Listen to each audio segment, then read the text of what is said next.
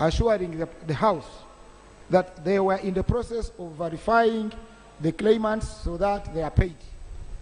Now this is May. Nothing has been done. I would want to know from the government.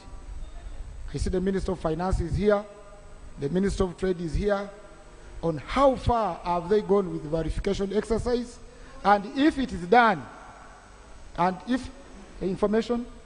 You people, we have very little time. We have very little time. I just want answers from the Minister. Thank you so much, Madam Speaker. The issue about tobacco farmers, we raised it. I come from West Nile, the new district Arua, of Arua, which is the Terego. New district of Terego, not Arua. Terego, yes. Terego, one of the unique things about Terego, they are known for tobacco growing. For the last 5 years, there are tobacco farmers who keep on growing. The tobacco companies, they keep on deceiving them.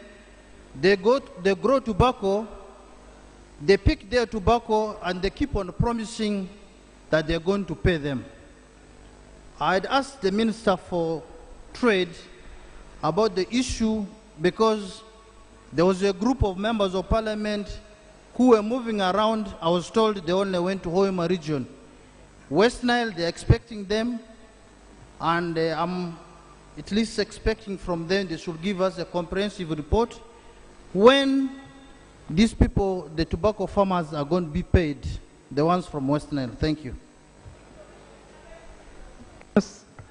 The complaint about tobacco has been on the floor every session. Every session. Thank you for that information, Honorable colleague. Honorable Speaker, my prayers that should we know from the government when the tobacco farmers are going to be paid across the country, not only in Busia.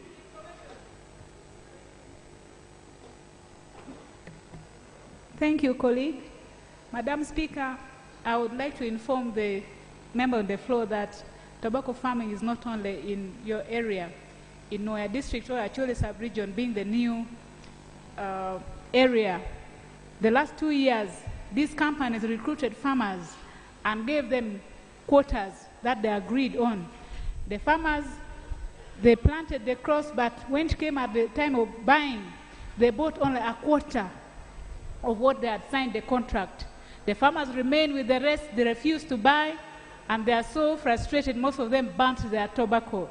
Madam Speaker, my request or information is, let the Minister of Trade come and tell us if we need tobacco anymore to be grown, so that farmers are not cheated. Because you cannot sell tobacco to any, you cannot eat it, you cannot sell it to any other buyer other than the companies that have got contract farming with them. Thank you very much, colleague.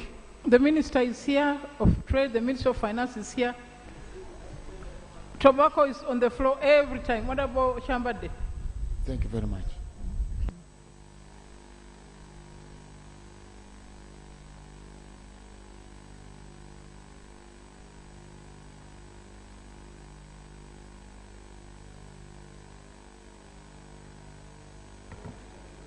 Right, Honourable Speaker and Honourable colleagues.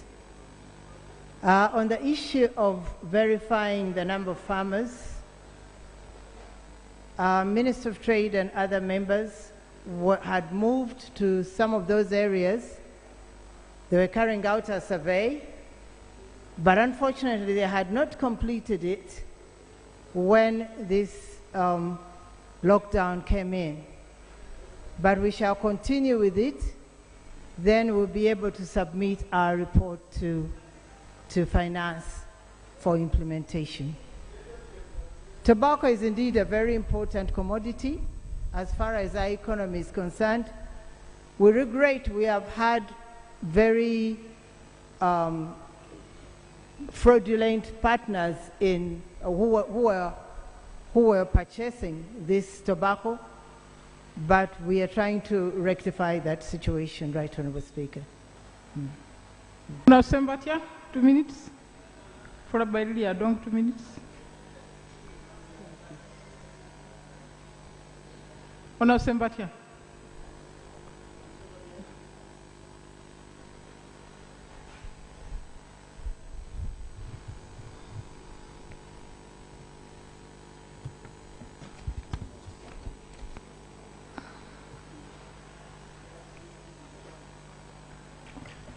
Thank you, Madam Speaker.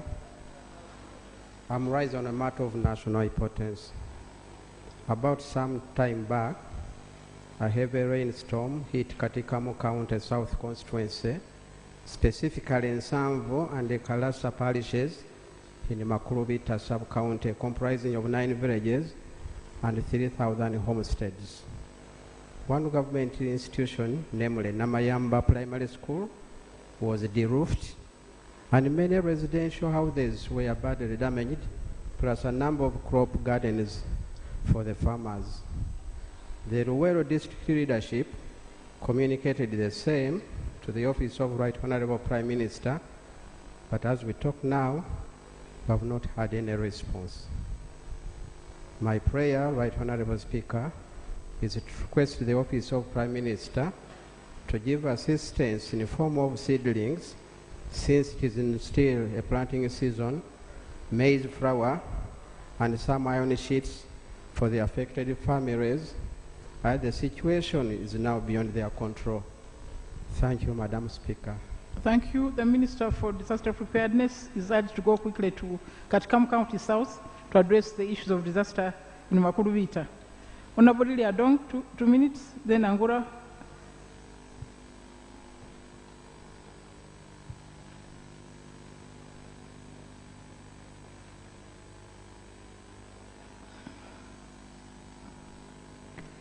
Thank you, Right Honourable Speaker and colleagues. I rise on a matter of national importance. Madam Speaker, about a week ago, we've seen some documents circulating in the media purporting to be from the Nation Media Group. Madam Speaker, in this document, after the document, we started receiving concerns from employees of the Vision Group, where in this letter, they are informing the employees of reduction of salaries based on what is going on. Madam Speaker, we all know the effect of COVID in this country, but time and again, you and government continued urging private sectors not to lay off the staff and begging them not to continue paying staff while government looks into. But Vision Group, being a government, having government stake in it more than any other, decided to reduce the salaries of their staff, and in the communication it is indicating that those ones who are earning 19 million and above, their salaries will be reduced by 60%. And those ones earning between 8 million and 18 million, it will be reduced by 45%. And those ones below 8 million will be reduced by 40%. Madam Speaker, this one is not only irregular, but appears to be illegal, as being, I take information from the MP for the workers. Yeah, thank you very much, my honorable colleague, for giving way. Right Honorable Speaker, the information I want to give is that the new vision benefited from the COVID fund because they got a cushion fund. And it was expected that they will be using that fund in order to run the organization for a period of time during this time. Now it's so unfortunate that even after getting the cushion fund, what they thought about was to deduct the salaries of the workers. And they are setting a bad precedence, because if it's owned by government and they are deducting, what will other organizations do? They should do something about it, and I pray that the minister concerned. You are now smuggling prayers. Thank you, Right Honourable Speaker. Madam Speaker, as the MP for Workers said, the Vision Group is setting very bad precedents, and it may be very difficult for this House to enforce the prayers or the directives that is being given to other companies to make sure that they keep the workers while government looks into ways of how to handle the economy after COVID. Madam Speaker, my prayer is for the Vision Group for government to act so that the Vision Group receive the decision of reducing the salaries of the workers, that is to their detrimental. Also, Madam Speaker, the Minister of Finance should explain to this House what has happened since this is a government company. Lastly, Madam Speaker, we also need the Minister of Gender to come and explain to this House what do they have in place to make sure that the workers are not really maltreated, or their salaries or their welfare are catered for. I beg. Now, the minister in charge of New Vision is the Minister of Finance, I think. And recently, I saw the Minister for Employment urging employers not to downsize. So, Minister?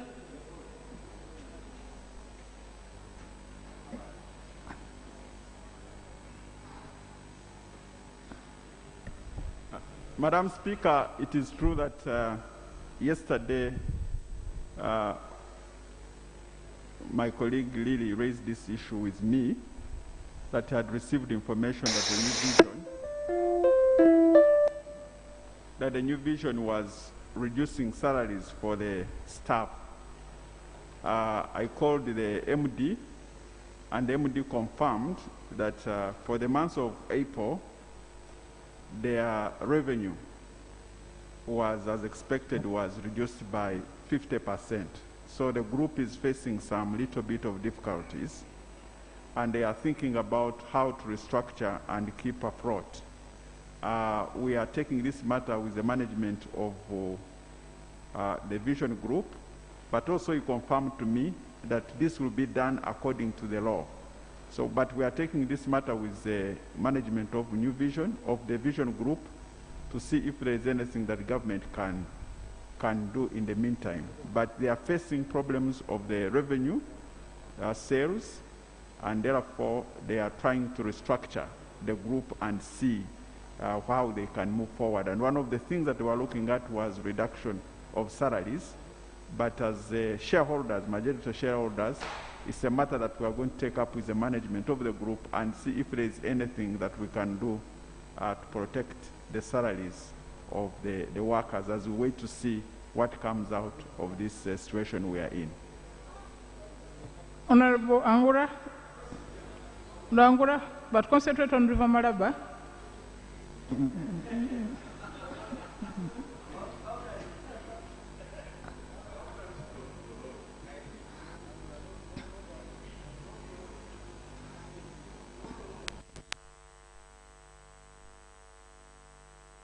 Speaker, I rise on a matter of national importance. Madam Speaker, the boundary between Uganda and Kenya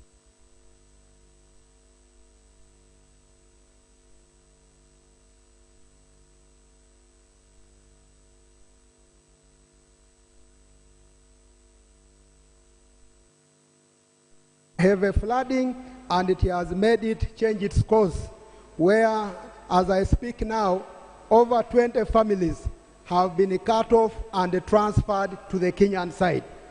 Madam Speaker, the affected families are of Christopher Ibwalat, Michael Ekakol, Gabriel Oteko, Godfrey Majir, Julius Olungar, as among others. This one covers the sub-counties of Carlite, Mela, Malaba Town Council, which is the most affected, Morkatipe sub-county, or Sukuru sub-county.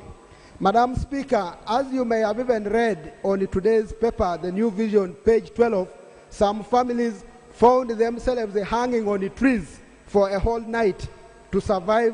A man and a wife and even children stayed on a tree to survive up to morning. Now they're on the Kenyan side, they need to be supported. My prayers, Madam Speaker, is we need iron sheets for these families to construct temporary structures as they get relocated to this side.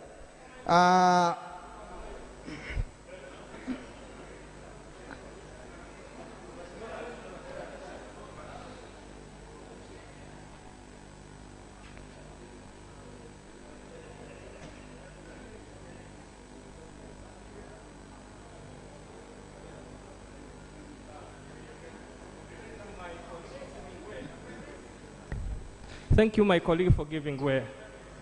Right Honourable Speaker, I'd like to inform my colleague and the country at large that the River Malaba joins Tororo and Busia. And we have a good shortcut we have been using from Busia, Vabuteva to Tororo. All that has been flooded. And we use it sometimes for cross-border trade, not smuggling. Madam Speaker, as I speak now, the biggest problem that the people in Buteva and Busia are facing is that as there are floods, they are still having appetite for the food that was given in Kampala because they have been cut off completely, their gardens have been flooded, and they have no food. I therefore want, when my colleague is praying, to pray together with me that the balance of food that was given in Kampala should be given to the people of Busia so that people should not die from floods. That's my information. Thank you. Please conclude. Your prayers, Honorable Angora.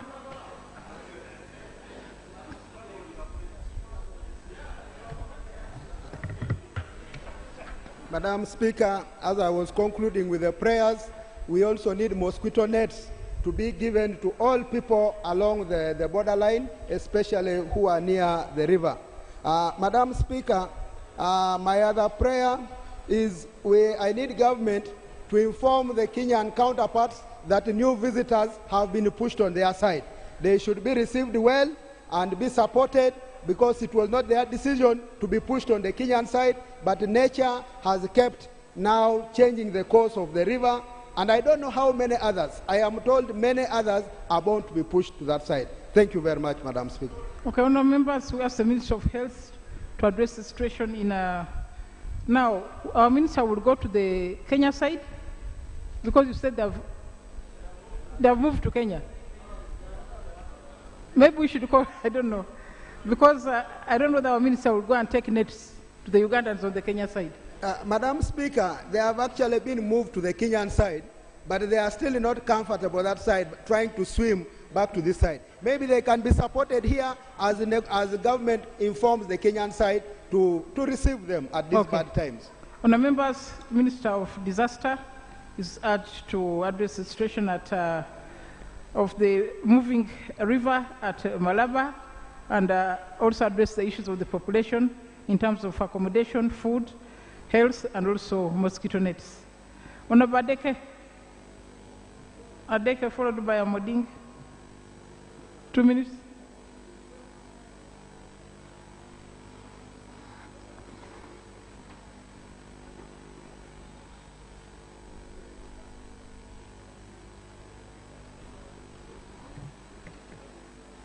Thank you very much, Right Honourable Speaker. Right Honourable Speaker and Honourable colleagues, at the incidence of the COVID-19, many Ugandans have been hit and many more continue to suffer from the effects.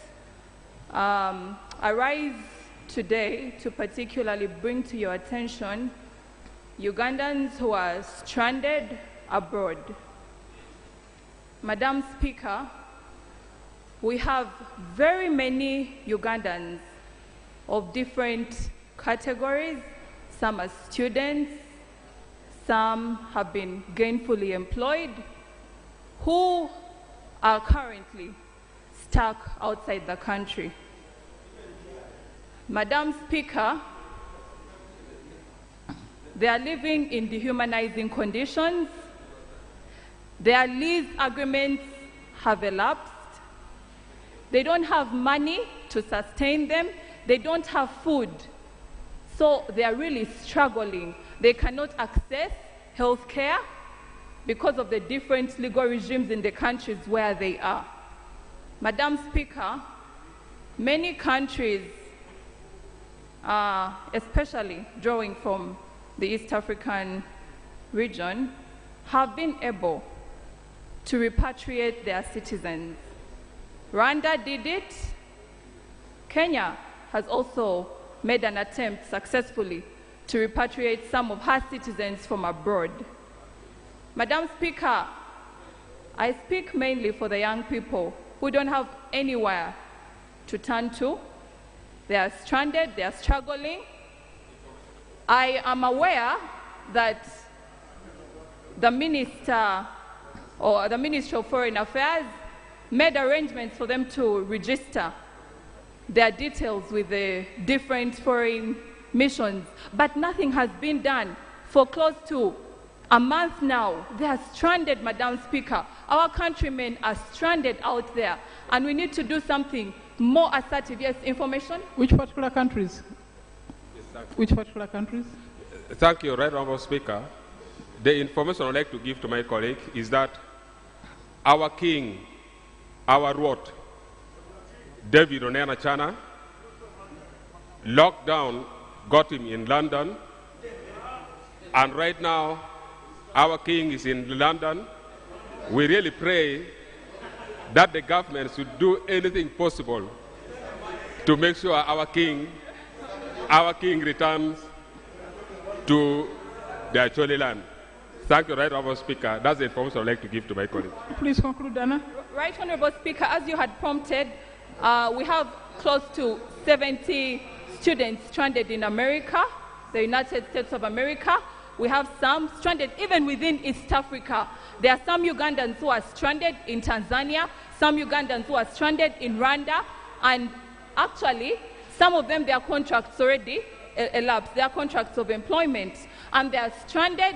To date, nothing has been done. Right Honourable Speaker, it's my prayer that the Ministry of Foreign Affairs and the Prime Minister and government generally should assure us and make arrangements for repatriation of our nationals who are living abroad. Right Honourable Speaker, without repatriating them, they remain at risk. And they are willing to come and even be quarantined for the 14 mandatory days until they are deemed safe to join their people. Okay. Thank you. Let me invite Honorable Amoding. Her issue is equally similar. Then I will make a ruling. Now, Amoding.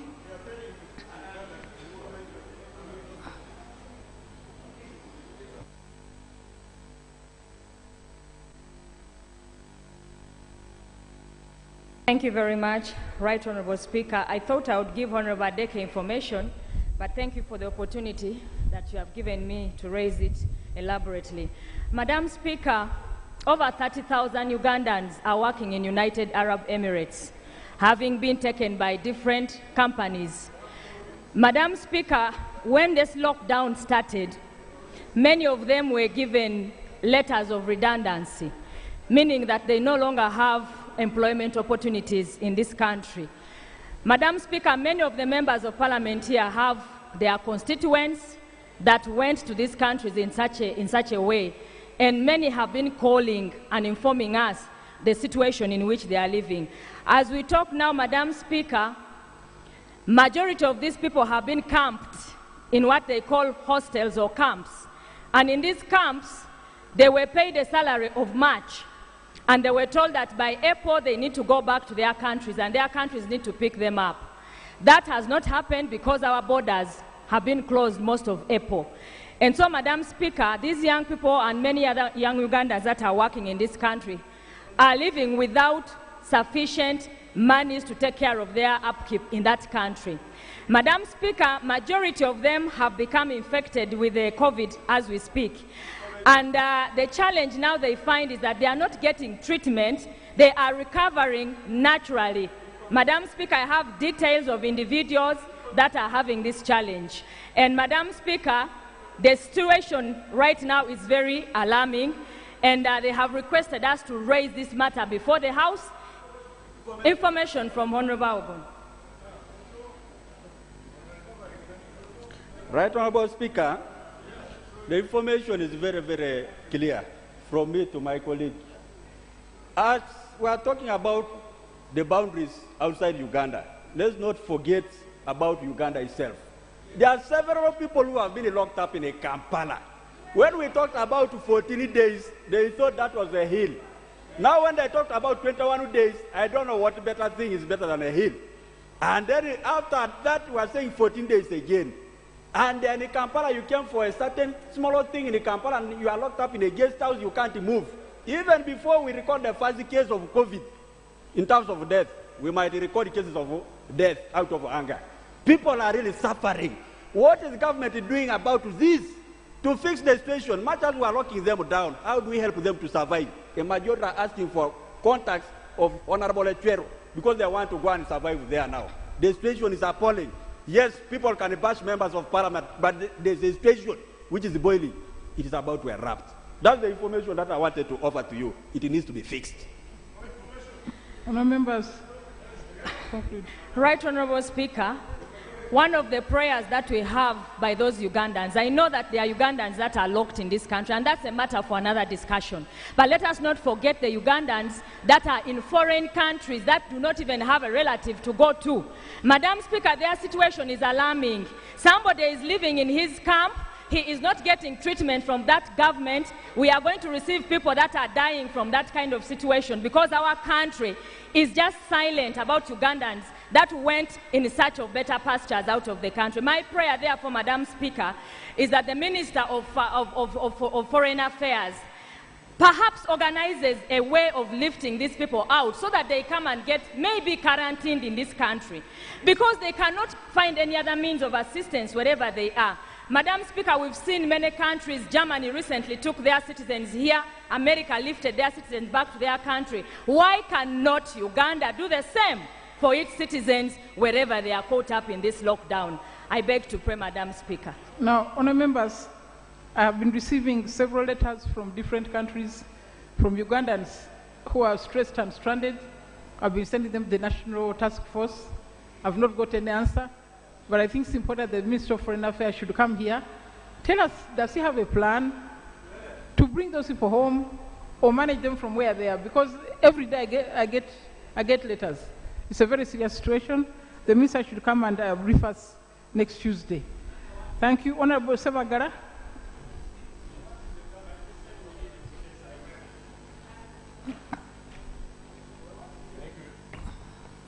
Thank you very much, Right Honourable Speaker. Right Honourable Speaker, I raise on matter of national importance about the plight of former KCC workers. Madam Speaker, many workers were laid off in KCCA by then, and indeed they went to court so that they can have their terminal benefits. Justice Lydia Mugambe ruled in their favor, and even the government did not appeal, and the Minister of Finance earmarked 100 billion to compensate these ex-workers of KCC. Madam Speaker, it's now 4 years down the road. Many have died, and those who are still living are living in a very miserable situation. Madam Speaker, my prayer, because this money is there in the Ministry of Finance, and now they're asking why it has taken all this time without this money being released, and yet there is a court ruling, and in fact there is also a presidential directive. Madam Speaker, my prayer is that these people who are still living and those who died should really be paid so that the benefit can go to their families who are living a very miserable life, Madam Speaker. That's my prayer. Thank you. The Minister of Finance is here. Can you tell us why KCC have not been paid?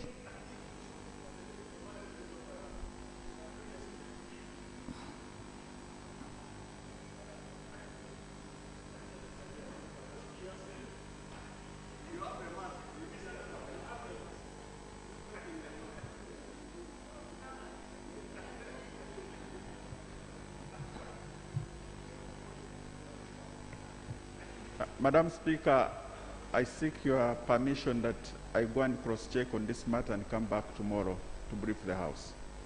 Okay, that's a government assurance. Let's go to item 3. Item 3. Item 3. Item number 3, statement by ministers. Item 3.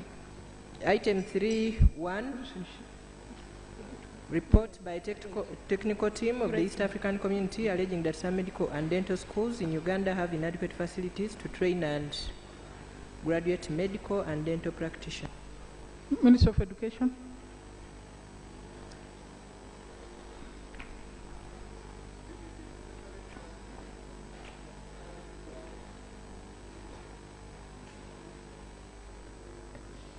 Thank you very much, Madam Speaker. Madam Speaker, before I make the statement, allow me to make a comment about the communication from the chair, where you asked very good and interesting questions about learning through the media. Madam Speaker, first of all, I would like to thank you very much for the concern and all my colleagues. That concern shows to me a lot of interest you have in the learning of our children. And for us who are in the ministry, that's a very big encouragement, and I want to thank you very much, Madam Speaker. Madam Speaker, you are all aware that in an effort to fight the coronavirus, schools were closed before the academic term could be concluded according to plan. Aware that learning has got to be continuous and the students who had been sent home, the Minister of Education and Sports came up with a program that will enable our learners to keep revising, keep learning, and we are doing this through quite a number of ways. We are using the radios, televisions. We are also using online for those who have access to internet. But of course, we are aware that there are some parts in this country where people do not have access to radio, not even TV, not even internet. That's forced us to come up with the self-study materials. Self-study materials which were organized by very experienced educationists, and we have been dispatching these materials through the office of the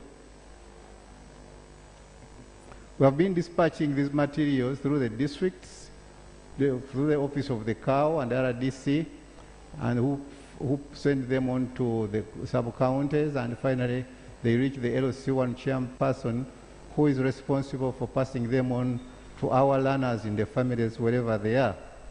But of course, Right Honorable Speaker, the beginning was not very easy. They asked a question, why some media stations and not others? Madam Speaker, for us as the Minister of Education, we want to reach each and every learner wherever he is, either through the radio or through the other means I've talked about. At first, we used UBC, of course, so that's one of the media houses we used. But right now, we are now reaching each and every owner of the radio to talk.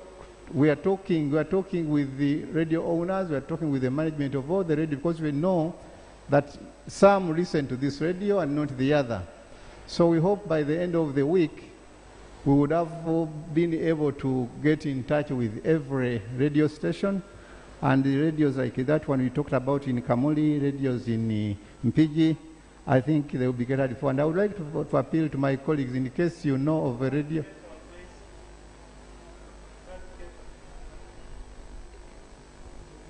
No, Kurach.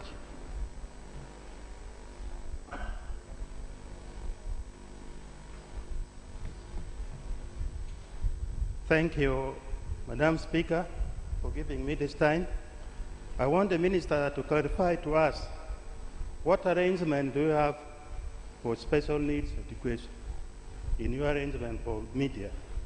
I know for sure, as a former teacher trainer, this kind of teaching discriminates children with special needs education. For example, we have children with visual impairment. They need braille materials. They need someone to help them to learn. They need teachers who can transcribe from normal format to a format that they can understand. There are also children with hearing impairment. They cannot attend to radios. What arrangements do you have? The country wants you to be very clear on this. Thank you. No, let him finish first.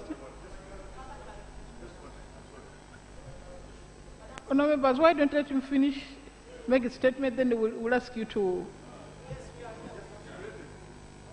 Sorry, Right Honourable Speaker, my further clarification I'm seeking is related to what the Honourable has presented. The learners with impairments on one side, the minister should clarify, is this program a continuation of the curriculum that the students were covering before the lockdown, or it is a program intended to keep the children busy in this time? Because if it's a continuation of the curriculum, it means by the time they come back, they expect it to be ahead of where they ended, and therefore those who did pay attention to it, despite inaccessibility to radio or where, it will be a problem. If it's intended to just keep them busy and keep their minds alert, would be happy to know and really thank you for it. Thank you.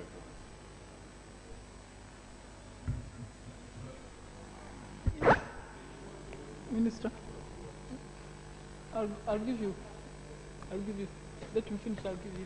Thank you very much, Madam Speaker and my dear colleagues. First of all, Right Honourable Speaker, we have made arrangements for every learner from primary up to the end of the education system. First of all, and when I say every learner, it also means even those with the disabilities. That's why I'm saying, people, I'm going to explain, listen. We have prepared even well, of course, I wanted first of all to begin with answering why some radios. I think that one I've done. Why the timing, this depends on very much on the management of of that particular radio. Because we came in when the timing had already been booked. But we have been assured that as time goes on, some of these radios are going to adjust the program when they forecast, when they televise our education programs during the time when the students are fully available. And of course, this will require the support and participation of the parents. We have come up with guides that will help the parents know what to do when the students are being engaged. Because now the most important teacher at this time is the parent, the family members. So we have also come up with a program that prepares them. Madam Speaker,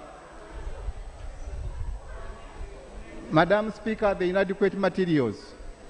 Of course, as I said at the beginning, we had wanted to prepare materials for only those who did not have access to radio, who did not have access to TV, who didn't have access, the self-study materials. But we have discovered,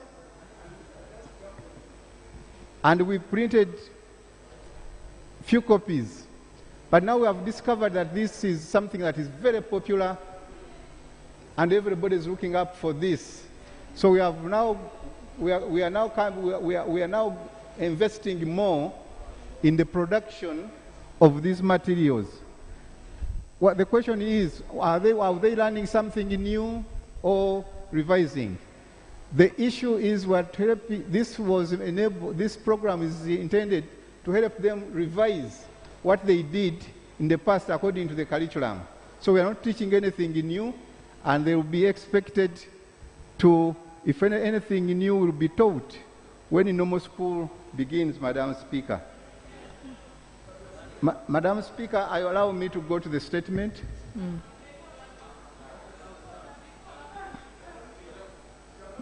Please, Honourable Member, allow him to make his statement, right. Then you'll speak later.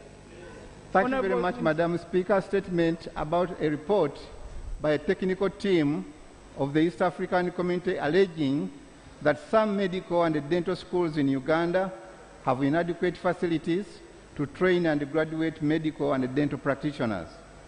Right Honourable Speaker and my dear colleagues, the third joint inspection of medical and dental schools and teaching hospitals in Uganda was carried out by a team of technical health experts from the National Medical and Dental Practitioner Regulatory Council in the East African partner states from the 10th to the 14th of February 2020. This followed the directive of the 19th Ordinary Meeting of the East African Council of Ministers of Health, which was held in Nairobi from the 28th of October to the 1st 2019. The National Council for Higher Education, as the national accrediting agency, was also invited and participated in the inspection, which was aimed at establishing conformity of universities to the standards and guidelines governing medical and dental schools in the East African community. Madam Speaker, the main findings of the inspection included: 1, understaffing, inadequate infrastructure, inadequate equipment and supplies, and of course, underfunding. Right Honorable Speaker, the recommendations made by the inspection team to the different institutions included: 1, Uganda Christian University of Dentistry was recommended for closure. 2, suspension. The team recommended suspension of admissions until recommendations are fully implemented and a joint re-inspection by the East African Council Committee partner states is done to confirm that compliance has been carried out in the following 4 universities: 1, Uganda Christian University School of Medicine, Makerere University Dental School, St. Augustine International University, and Busitema University Medical School. 3, they recommended Kabale University School of Medicine to ensure that new admissions are only undertaken upon implementation of the recommendations that were given. 4, Gulu University Medical School was asked to address all gaps identified and recommendations made. 5,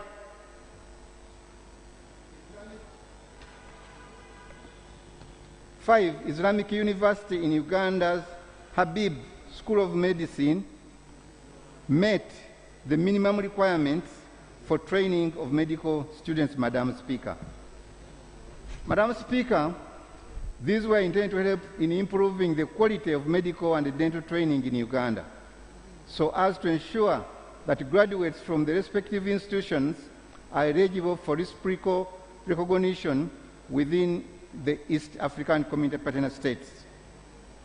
The accreditation of medical and dental schools in Uganda is done by National Council for Higher Education in collaboration with the Uganda Medical and Dental Practitioners Council.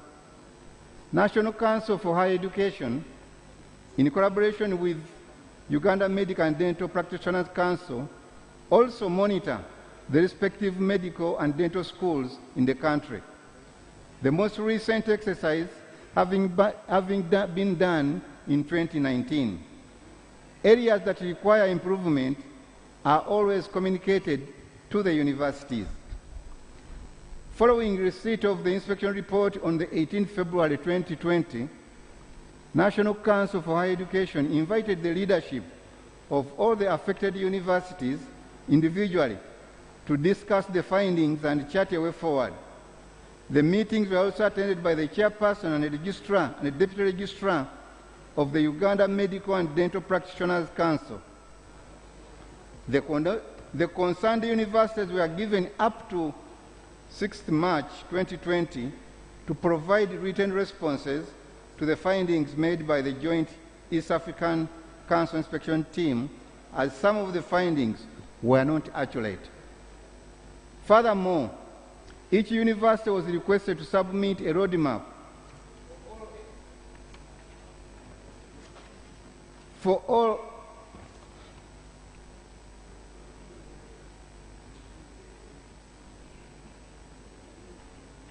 areas of improvement to ensure full compliance with the standards and guidelines governing medical and dental schools. Madam Speaker, National Council for Higher Education in collaboration with Uganda Medical and Dental Practitioner Council, will study the responses from the concerned universities and determine the appropriate course of action. We hope that the outcome will not include stopping of new admissions or closure, which is always a measure of last resort.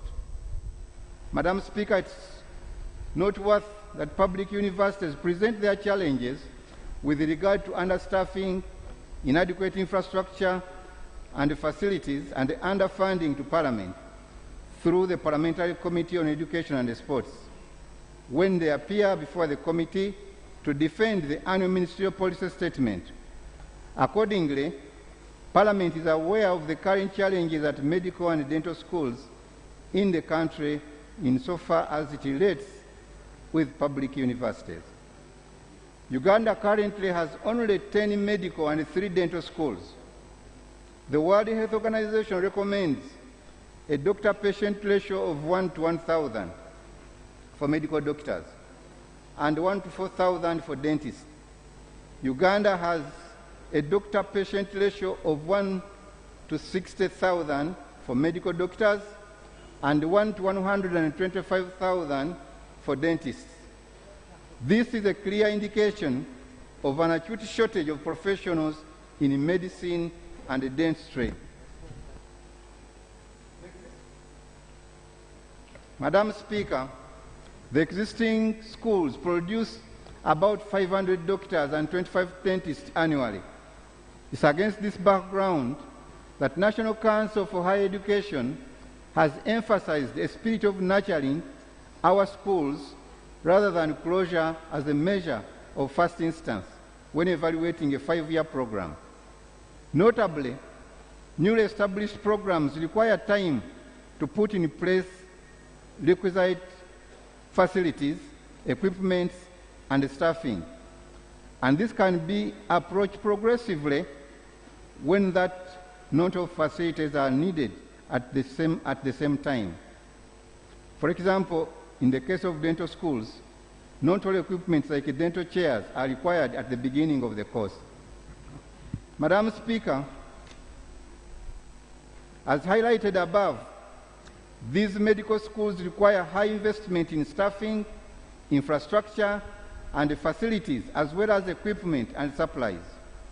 There is, therefore, an urgent need to make adequate investment in the affected schools to ensure that their graduates are not only recognized within the East African partner states, but they are also positioned to offer world-class health care to our people. The medical and dental schools, both public and private, are training health workers for the entire country, and as such, should be supported to train competent doctors and dentists. To this end, government, owners of these training institutions, the private sector, and all Ugandans of goodwill should join hands to ensure that the existing 10 medical and 3 dental schools are nurtured to their full potential. Madam Speaker, the Ministry of Education and Sports is doing its best within the available means at its disposal. However, we appeal to Parliament to appropriate more funds to the universities so that they can address the shortcomings highlighted by the East African Community team of health experts. The National Council for Higher Education also requires more resources so as to enhance its staff capacity to monitor and ensure compliance with state standards by our institutions. I urge members to remember that these are challenges of our country as it evolves to its financial independence. We should therefore take this report in good faith and provide sustainable solutions where possible, so that we can all overcome these problems. I submit, Madam Speaker.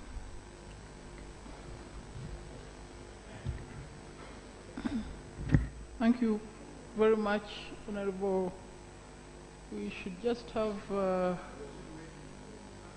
I think we'll take just 4.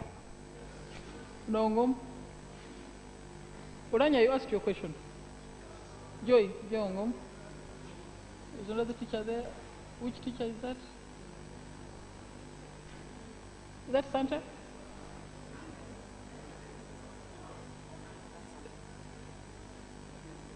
Ungom, Sylvia. Then Caroline. Connie. Then we'll take Onabuturo and Odoswak. Thank you so much. 2 minutes each, please. Thank you so much, Right Honorable Speaker. Madam Speaker, I want to thank you so much for raising this in your communication. Earlier on, Madam Speaker had also planned to bring a statement so that the minister may answer this. Madam Speaker, the House have got to have a lot of clarity in this issue of continuity education. The ministers should clarify to this House their first letter to the CAOs and TCs was on the 17th, Madam Speaker, for this kind of education.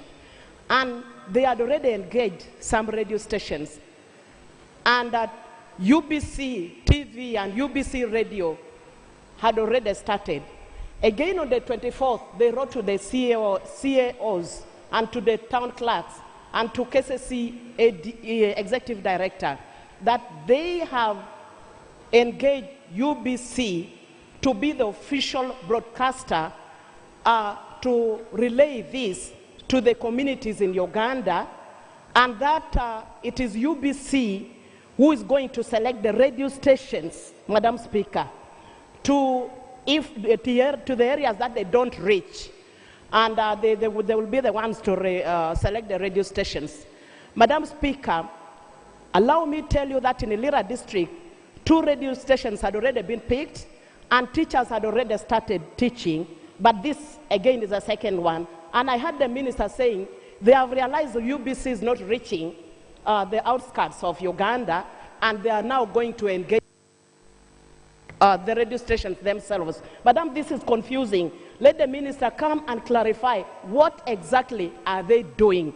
Then 2, the teachers that have been selected to teach are only teachers from Kampala, Namagonga, St. Mary's, and the rest of it.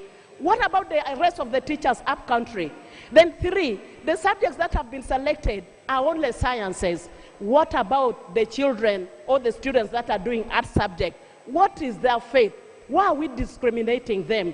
Then thirdly, Madam Speaker, lower classes, P1, P2, in their program have been left out. I'm wondering what the ministry thought about this. Then my last question to this ministry, I want to know, shall our students of this country sit Uganda National Examinations Board when other students started on the 27th? Their timetable, Madam Speaker, was saying 27th of April. Today is 6th of May. The minister is just saying they are going to engage other radio stations. Those who are learning on UBC TV and UBC radio are benefiting, but for us up country, UBC radio never reaches. UBC TV, other people don't have access to television. There is no power. Rural electrification, they're just going on. There is no power in the villages. How are our people going to benefit of this? I feel the minister come here very clear so that all the students and all the children in Uganda benefit. It should not be selective. I thank you. Okay. You could also touch on the issue raised by the minister on this issue of dental and medical schools. Honorable Sylvia, then Caroline.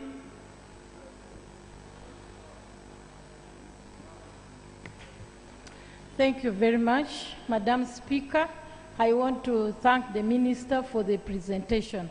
However, my area of concern is, as Honorable Joy has just said, almost 70% of learners in Otuke do not have opportunity to even attend to radio stations because we don't have radio in Otuke.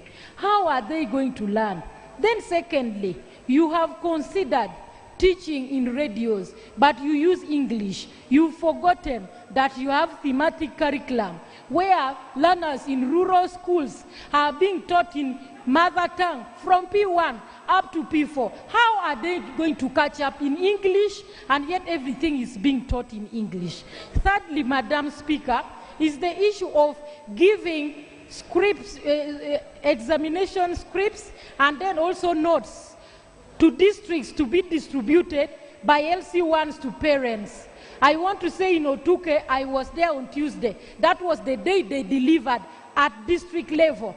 What funds have you put aside to give the chairpersons LC1s? And you remember very well that transport means are not there. Most of the chairpersons LC1s have not got the bicycles. How are they going to get all these scripts that you have from the district to various sub-counties and to the villages? And not only that, Madam Speaker, most of the parents themselves are illiterate. If the parents cannot read and write, how are they going to teach the children? And also, Madam Speaker, we've just changed the curriculum. Most of the teachers are not aware of the curriculum. If the teachers are not aware of the new curriculum, how are the parents going to engage to teach, especially senior ones, in the new curriculum when we are even not aware of the curriculum, Madam Speaker? Madam Speaker, I want to request the minister and ask him that as the ministry which is responsible on the issues of research, have you researched properly and you realize that the means that you've used will cater for all the students, all learners in Uganda equitably, or you are already setting standards of certain group of people to learn and others remain the same? I thank you, Madam Speaker. No, Caroline Kamsime. Then Honorable Connie. Did I see Connie there? Yes, Connie. I'm coming. Thank you so much, Madam Speaker. Allow me to thank the Minister for the statement. But again, Madam Speaker, my concern is one. The materials they distributed in the district, for example, in Ruchiga, the materials we got, they could not even cover one sub-county. I think there were like 100 past papers. Secondly, Madam Speaker, my sister raised the issue of our mothers. Some of them don't know how to write, don't know how to read. How are they going to help our students back in the village? Madam Speaker, as they are coming up with these plans, they should at least consider hard-to-reach areas. One of my sub-county in Ruchiga district, let's say Buchundura, they don't have radios, Madam Speaker. My prayer is, if the minister can go back and they really look into their plans, how information. Honourable members, we have a little time. Madam Speaker, it's critical information. The cost of power has gone so high. It's like a unit for domestic consumption is now at 1,000. Recently, I loaded 50,000 and I got only 56 units. Where are the people in the rural going to get this money to pay for power, even when you have a TV or a radio? There's a problem. That's the information.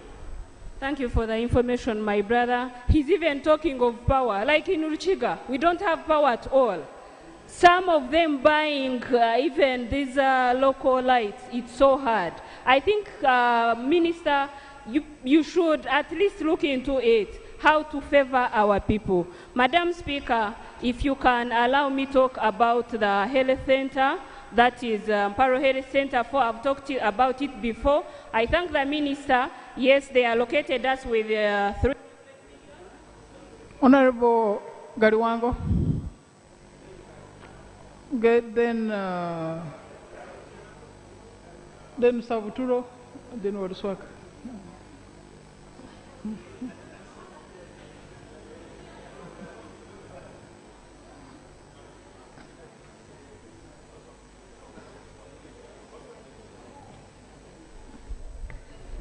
Thank you, Right Honourable Speaker. Right Honourable Speaker, I want to thank the Minister for the statement, especially on the dental schools. Right Honourable Speaker, in 2017, when I was a chairperson, Committee on Education and Sports, there is a report that we brought on the floor of Parliament indicating that we had been to Makerere University Dental School, and a number of issues were supposed to be addressed, given the fact that the East African Community team had wished to close Makerere University by the end of October 2017. And we brought a report on the floor of Parliament, and we had urged government or the ministry to do something about that institution before it was closed. Right Honorable Speaker, among the findings of the inspection team was the understaffing, inadequate infrastructure, inadequate equipment, and supplies. Right Honorable Speaker, these are the very findings that we had as a committee, and we asked the ministry to address these immediately before the closure of the institution. And Right Honorable Speaker, to my surprise, Makerere Dental School is again among the universities that have been earmarked for closure because they've asked them to suspend the admissions until recommendations are fully implemented and a joint re-inspection by the East African partner states is done.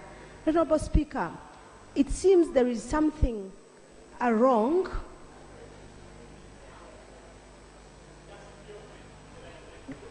Right Honorable Speaker, something must be wrong with our ministry, because if we did this in 2017 and the dental school was bound to be closed at that time and nothing has been done to date, the minister should explain why they've taken all this time, given the fact that we have monies that are apportioned to other institutions that are private, yet our own government institution has laid behind and is bound to be closed, especially the dental school. Yet we don't have many of the dental schools in this country. I want to thank you. Thank you.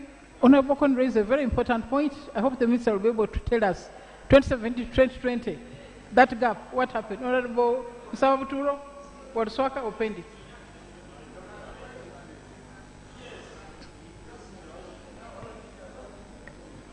Thank you, Madam Speaker. I also welcome the minister's statement, but let me refer to one fact that years ago, Madam Speaker, I happened to be a minister responsible for information and broadcasting, and it was during my time that we merged Uganda Television with Uganda Radio, and then it came about UBC.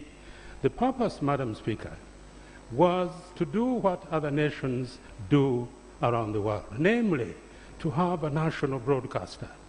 When you have a national broadcaster, there are strategic programs that you don't assign other radio stations or television stations. Matters of national importance are normally handed over to a national broadcaster. Our intention then was that we would have a national broadcaster. And sadly, Madam Speaker, that hasn't happened, because what we needed then was that government invests heavily in the national broadcaster, UBC, which hasn't happened. And the consequence of that, Madam Speaker, is what you see today, namely that we do not have, as a nation, a sovereign nation, we do not have our own platform from which we can promote our strategic interests.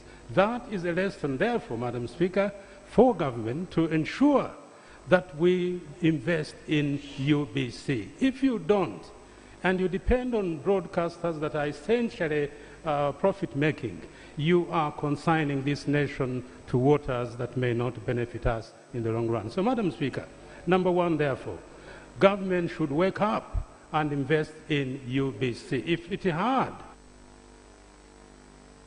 we would not be having this problem of capacity and inability for the Minister of Education to reach out to the nation. Secondly, and lastly, Madam Speaker, the Minister has talked about patient-doctor ratio. We are 50 years old as a nation, Madam Speaker, and the idea that this ratio is dismal, that really casts terrible and serious doubt on our willingness to really invest in those strategic areas that we need. It's shameful that after 57 years, we should be able to have a ratio of patient-doctor ratio which isn't really even among the worst. It's really way, way outside. This is an example, therefore, that government should take a lesson, should take a leaf and invest heavily in ensuring that this ratio does improve, Madam Speaker. Swaka, then Honorable Pendi. Honourable members, I'll see the others on another paper. I'll see you on the other paper. Thank you, Right Honourable Speaker. Right Honourable Speaker, with pain, when privatization came, you find that government does not cater for its own, but the people who work in government have their private, if it is schools, if there are radios, and you may find the things for government may be in the private institutions. Now, Madam Speaker, Honourable Minister, if the whole country does not access these education materials, then it is a clue, Madam Speaker, intentionally the government wants only a few people to pass so that they keep the whole of the country in other regions not learning. So I want to propose, and I want the House to agree with me, I request that this learning of the radio or TV should be suspended until, Madam Speaker, Netherlands, they suspended education, they said it's a dead year. There's nothing. Why is it that only the few people?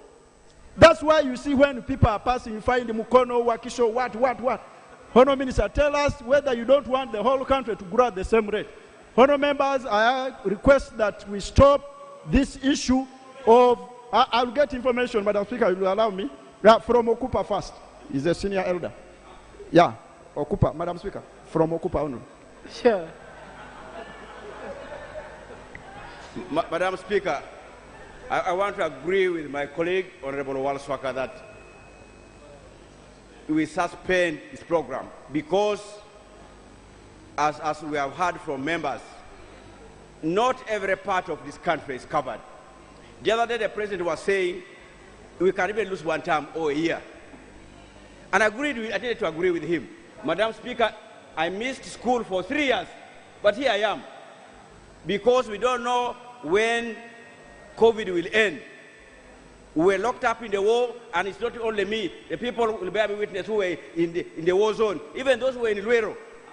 Yeah, why would we want to divide the nation? Because there are those who have, they will benefit, but those who don't have will not benefit. Look at the children in Ik constituency, in Karamoja, deep in Kisoro, they will not be able. Those in Vura, deep down there, where will they be from? Those on Mount Elgon, where will they be able to access this? Honorable Sababutro here has just told us we don't have a national broadcaster that reaches every point.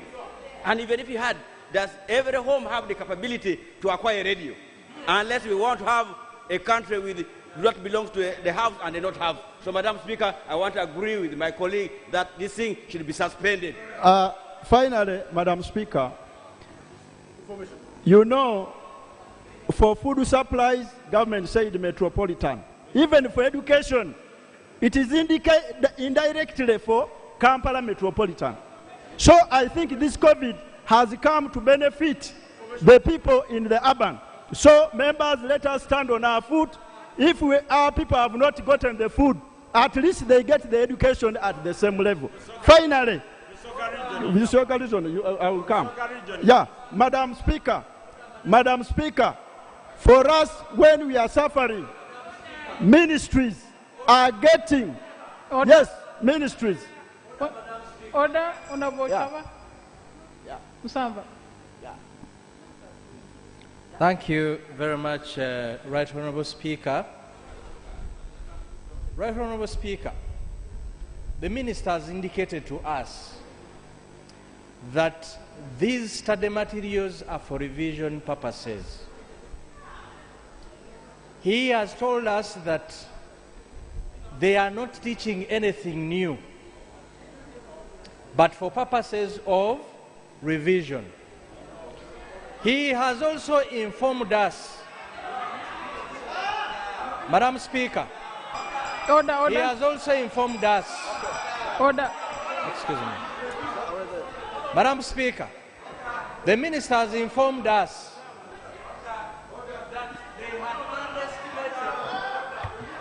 they had underestimated the need.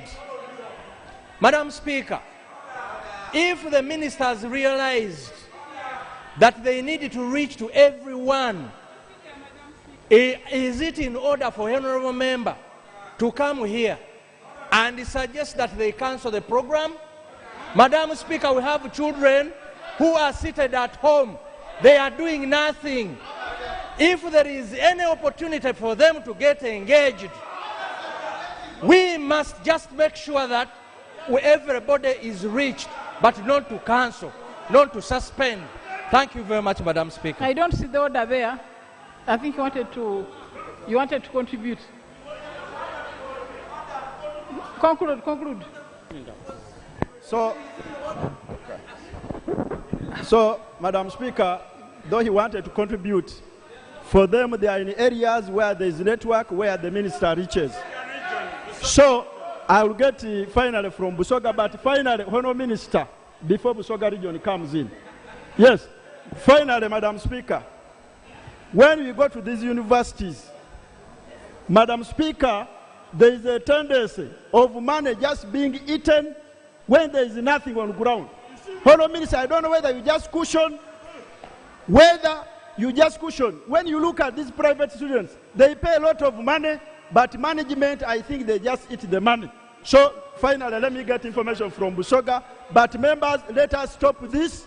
From there, the minister will say, no suspension of exams. For them, they have been studying, and our villagers will not pass. From here, after this, the minister will say, exams, no alteration. So, thank you.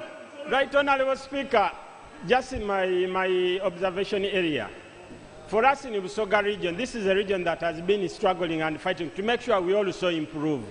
But the government again has a deliberate effort to continue leaving us behind, because I've just been sharing with the colleague there, Right Honourable Speaker. I can be clear, Honourable Kulaije, we were arguing, he said every home has a radio. This is what he has been saying, that is sure every home has a radio, which can't be. Right, Honourable Speaker, such information which is misleading is why the ministry is coming up with such programs. Right, Honourable Speaker, if the ministry has a lot of money, for us we have schools where students are studying from trees. So if the ministry has a lot of money, let them sink that money in structures for these schools as we stop the program, because Right Honourable Speaker, this program is only to the advantage of students like this of Honourable Samba around. Our people are suffering the other side. They are disadvantaged. They will continue being to that level. When exams come, their schools are promoted that they have performed highly. They have first grades because they were advantaged here. So I supported the program. We first stop the program until everything is clear, Right Honourable Speaker. Honourable Opendi. Thank you, Right Honourable Speaker. Right Honourable Speaker, I happen to have been a member of the East African Community Sectoral Council on Health and was chair of that Sectoral Council of the Ministers in the year 2018-2019. And Right Honourable Speaker and members, I just want to state that this Joint Inspection Committee was put in place way back in 2009 by the East African Community, the Inter-University Council, so that the standards for training the doctors are all at par within the region. And Right Honourable Speaker, this joint committee has about 21 members drawn from the different boards and councils within the East African region. And those standards and guidelines were agreed to by the deans of the medical and dental schools within the East African region. I just want to inform this House that during my time in the Ministry of Health and attending the EAC Council meetings on health, we suspended quite a number of universities. Actually, some were even closed for not meeting the standards and guidelines that were set and agreed on. For example, in 2016-2017, we suspended the University of Dodoma, the St. Francis University College of Health and Allied Sciences. There was Ifakara International Medical University. This one did not meet the criteria and was completely closed. And Kampala International University also had challenges, Right Honorable Speaker. I just want to state, Right Honorable Speaker, that during the last Sectoral Council meeting, which I attended before I was moved to the energy sector, this meeting was in October 28th to 1st of November 2019 in Nairobi. And the recommendations, Madam Speaker, were made and as stated by the Minister, that no new admissions should actually be done by Makerere University Dental School.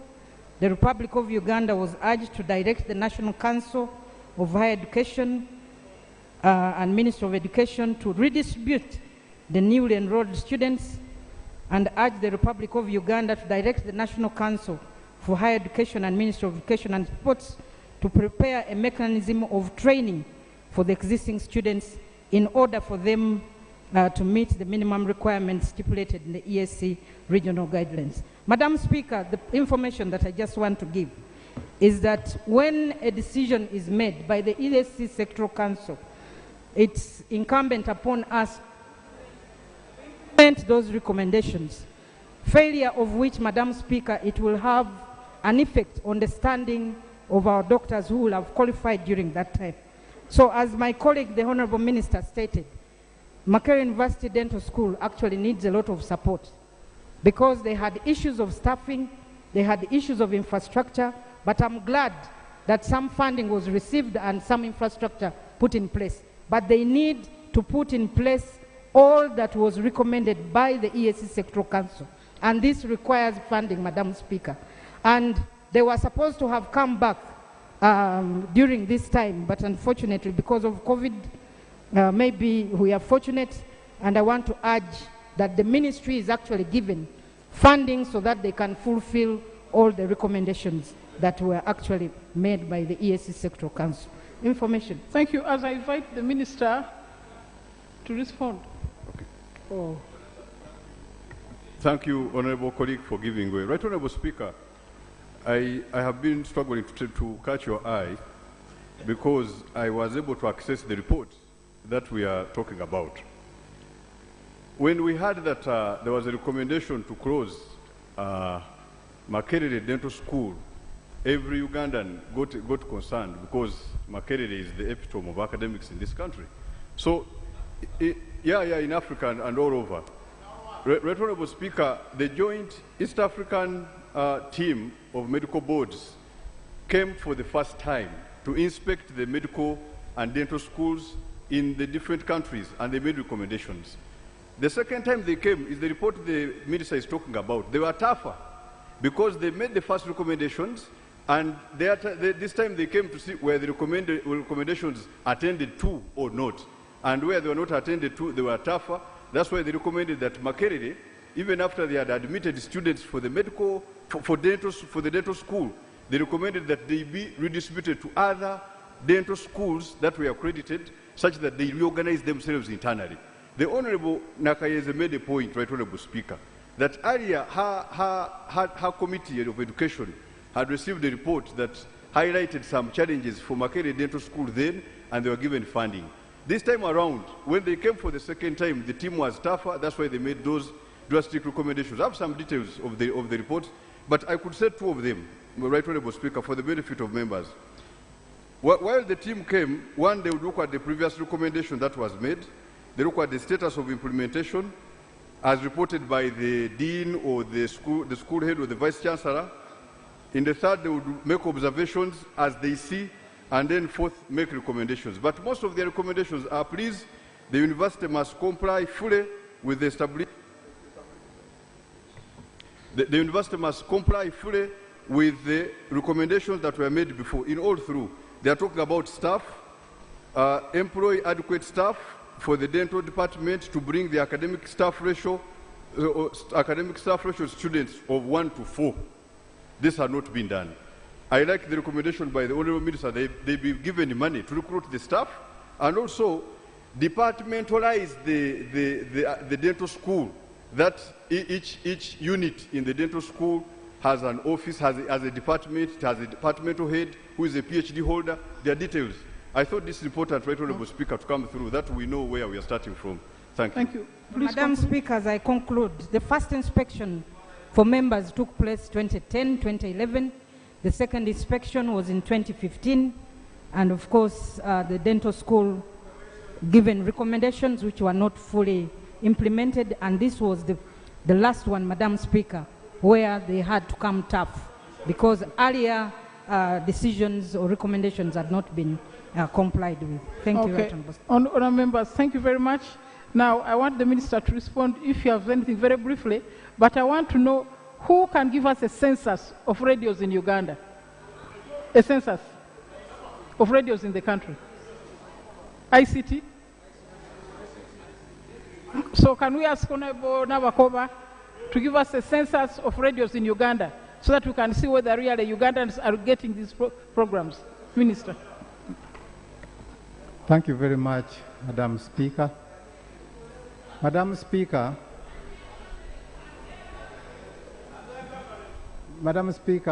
about these are our children. You all know what happened when they went home without anything to do. They were idle. They were getting into problems. I've already told you that this program of teaching during the holidays, learning during the holidays, it is enabling the students, first of all, to be busy, two, to revise. We have, this is a program that has just started. Like anything that starts, of course there are weaknesses here and there. We are very committed as a ministry to address all the concerns you have raised this afternoon. The good news I have for you, Madam Speaker, is that parents who have already benefited from this, they have been sending messages of appreciation. Madam Speaker,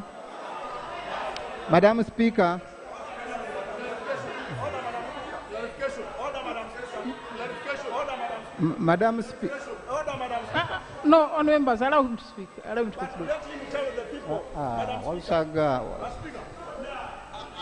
Behave. Let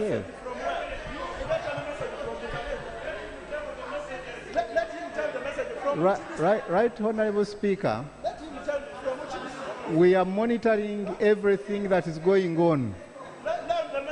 Before I came here, I was coming from one of the rural areas in this country, and the information I got that some got the materials, but they are asking for more. I've already told you, Madam Speaker, that we are now getting the money to make sure that each and every learner accesses these self-study materials.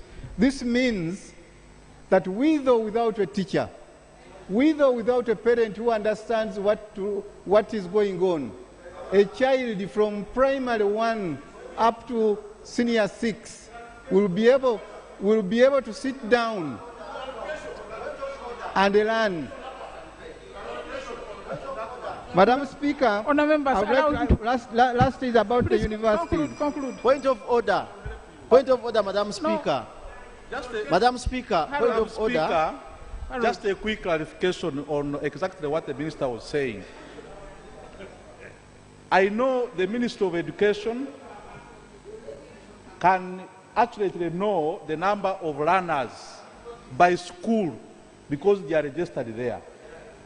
But the Minister of Education cannot know how many learners are in each village. Because even the children of St. Mary's, Kisubi, Namagunga come from the entire country. So in terms of distributing the materials, the self-learning materials, how do you know how many learners of which class are in each village? How do you know, Honorable Minister? How do you know that? Madam Speaker, we got data. We have data in our ministry. We have data from UBOS. Point of order. Point of order, Madam Speaker. Point of order. Right, Honorable Speaker. I come from Kalungu West Constituency in the Kalungu District. And our city now, Masaka, is headed by another district called the Hamani Sentongo. Hamani Sentongo, just some 3 days back, on radio stated that he was given only 400 copies of papers, yet he has over 80,000 students. And he was wondering how he was going to distribute these materials. Secondly, when I saw the First Lady in front of the Honorable Minister, she stated that we should provide these materials through RDCs, yet the district sub-district education officers who should run this program. The Honorable Minister, is he really in order to come on this floor of Parliament to tell members of Parliament that they have provided materials to students which are useful, yet they have gone through people who are not educationally competent to handle these materials, running out of the district education officers? And more so, being a person running schools, where private school teachers are crying for not having anything to eat, and he has such schools, but he's coming to this floor to mislead the House. Is he not the Madam Speaker? Maybe let me explain why he chose RDC instead of the DEO. Please explain and then conclude. Madam Speaker, this is one of the activities that follow under the fight against COVID-19. And whenever something goes to the district, there is that task force which is under the chairmanship of the LRDC, and at that level the people work as a team, and this team involves not only the LRDC but even including all the technical experts, including the district education officer and the inspectors of schools, Madam Speaker. And so far, things are going on well. The only problem was inadequacy, which we are addressing. Madam Speaker, I told you people that we started with radios. Then we went to TV. Now we realize that there are those who can't access these facilities. That's where we brought in experts who have designed self-study materials. And these will reach everybody very soon, Madam Speaker. Madam Speaker, about the universities, we as government, we are convinced, we are committed to provide the best for this country. We are devising all means possible to ensure that our universities prepare the best for our citizens. I submit, Madam Speaker. Okay, Minister, you got the second paper. However, I don't know when you say you are ready to provide for the children. I tell you in Kamuli, with 18,000 students, we only have 2,000 packs. Please, go to the next paper. 3.2. Item 3.2. Statement by Minister on omission of the history of Bunyoro Chitara from the history and political education syllabus in the curriculum, issued by Ministry of Education and Sports. Thank you very much, Madam Speaker. This is the statement about the omission of the history of Bunyoro Chitara from the history and political education syllabus in the new curriculum. Right Honorable Speaker, it's not true that the history of Bunyoro Chitara was omitted from the history and political education syllabus of the new lower secondary education curriculum. Right Honorable Speaker, our ministry appreciates the central role of history and political education in the preservation of our culture and indeed the development of our nation. We rolled out the new lower secondary curriculum in February 2020 at the beginning of the new academic year for Senior 1. As we progress with the implementation, I'm glad to provide responses to members on issues such as the one raised by Honorable Muchitale, Stephen, on the omission of the history of Bunyoro Chitara. Right Honorable Speaker, the new lower secondary curriculum puts emphasis on the competences that the learner will acquire in each subject. This has been emphasized across all subjects. The idea here is to highlight what learners can do in order to learn. We call this learning how to learn, which enables the learner to get a deep understanding of the concepts to be learned. Right Honorable Speaker, in order to acquire these competences, the new curriculum proposes a methodology which is learner-centered and inquiry-based with a focus on use of discovery learning approaches. With this method, Madam Speaker, and I top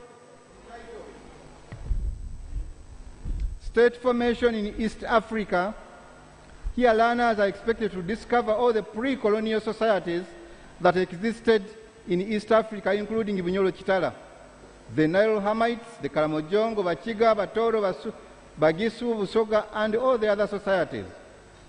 The examples given were supposed to stimulate the learners into discovering all the others. Madam Speaker, we believe that when they discover on their own, they will learn and understand better as opposed to being spoon-fed with all the information. In other words, rote learning is discouraged in this new curriculum. This new approach requires learners to look for information and contribute to the teaching and learning process by use of an inquiry approach and research, among other methods. Right Honorable Speaker, no society in Uganda has been left out in this new curriculum, as learners are asked to discuss factors that led to the growth and expansion of both pre-colonial kingdoms and the decentralized societies, including Bunyoro Chitala Kingdom. Madam Speaker, to address the concerns of Bunyoro Chitala Kingdom, a corrigendum to include all societies as examples has been written and will be circulated to all schools to give further guidance. It's also been noted, Madam Speaker, that the syllabus document is just a framework. It doesn't normally give the details. Details of what is to be learned is normally captured in the textbooks, which will be indeed carry Bunyoro Chitala as one of the examples. This request has also been submitted to all publishing firms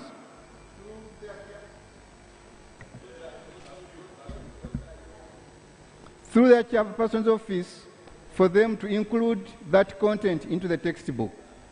Right Honorable Speaker, allow me at this juncture to lay on the table a copy of the history and the political education syllabus which I've been referring to, Madam Speaker.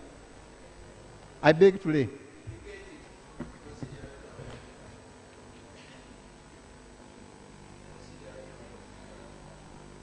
Wait, let me finish the statement. Let me finish. Right Honorable Speaker, there are other issues that have been raised by other colleagues, like Honorable Mpuga Matthias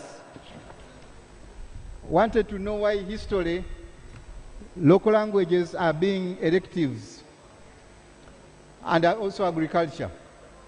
I will begin with agriculture, Madam Speaker. At primary level, agriculture is compulsory.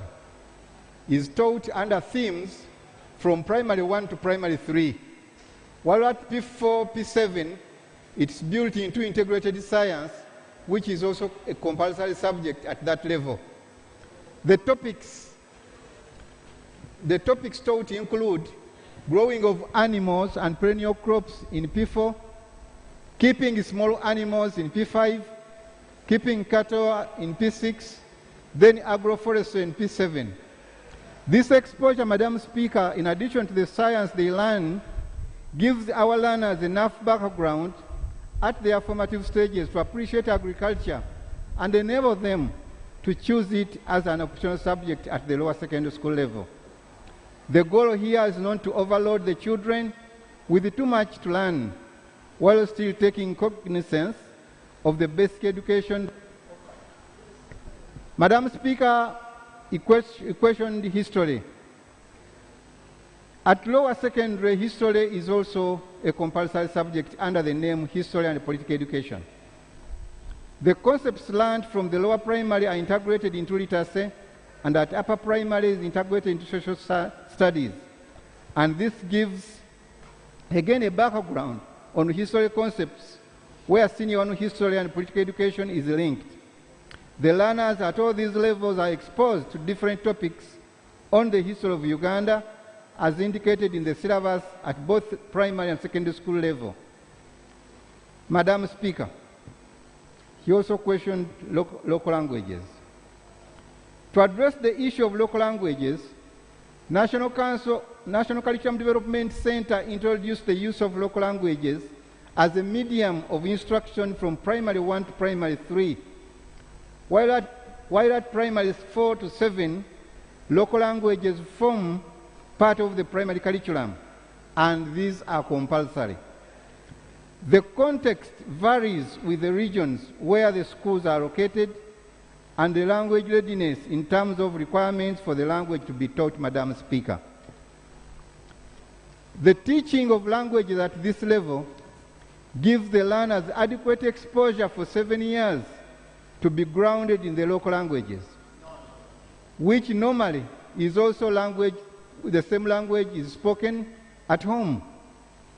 This enables the learners to take an informed decision to offer it at lower secondary where languages are elective. ICT. ICT has been incorporated in all subjects as an enabling tool to facilitate access to information. Madam Speaker, schools which have more facilities will also be able to pick ICT as an elective. From this submission, Madam Speaker, I would like us to appreciate that we are not able to teach all subjects despite their relevance because our children would be overwhelmed. It's because of this that the curriculum is designed with the time limits and adequate scope, depth, and the sequence taking care that the children exit a given level with the most critical concepts and skills and attitudes. Madam Speaker, the content planned for National Curriculum Development Center has also to fit within the available school time. The desired vital information is selected, taught to learners sometimes in a spirit nature, such that they take care of the levels of difficulty vis-a-vis the age of the learner to avoid teaching children things which are above their age. Some information is taught at primary and repeated at secondary in different complexities, but in related contexts. Honorable Elia Okuba raised the issue of Nile Hamites and Luo migration. I would like to refer them to the same explanation which I gave when I was talking about Bunyoro.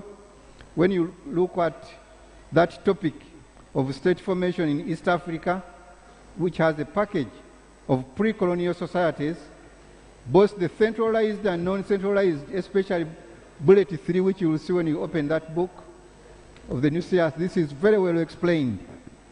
History and the political. So these provide for all societies that existed in the pre-colonial East Africa, including Nile Hamites and the Karamojongo people on page 17, if you checked page 17. Luo migration is handled in detail, including its significance and the impact in East Africa today. Honorable Cooper also wanted to, and Honorable Sechikubo, the topic of history and the political education of Uganda has not been recreated. They were saying that it was recreated. The same topic being taught even today. The same topics are being taught even today only that they have been reorganized in the new curriculum to fit in the new teaching approach. The theme for Senior 3 is about Uganda, and it runs throughout the year. A copy of this syllabus, Madam Speaker, I've already put it on the table. Madam Speaker, implementation of this curriculum is now at a critical stage, and we are calling upon all members of Parliament to support the Ministry's efforts so that together we make this project a success. I submit, Madam Speaker. Thank you, Honorable Abala. Abala Chaka.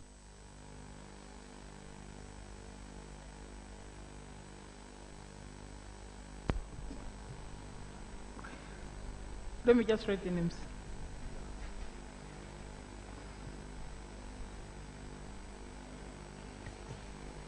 Madam Speaker, I want to thank you so much for giving me the opportunity. I also want to thank the Minister for his responses.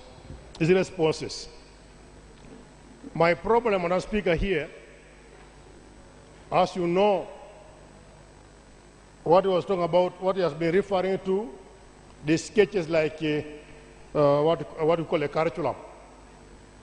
Now the problem here with this curriculum, for us, we are not properly reoriented to understand how it works.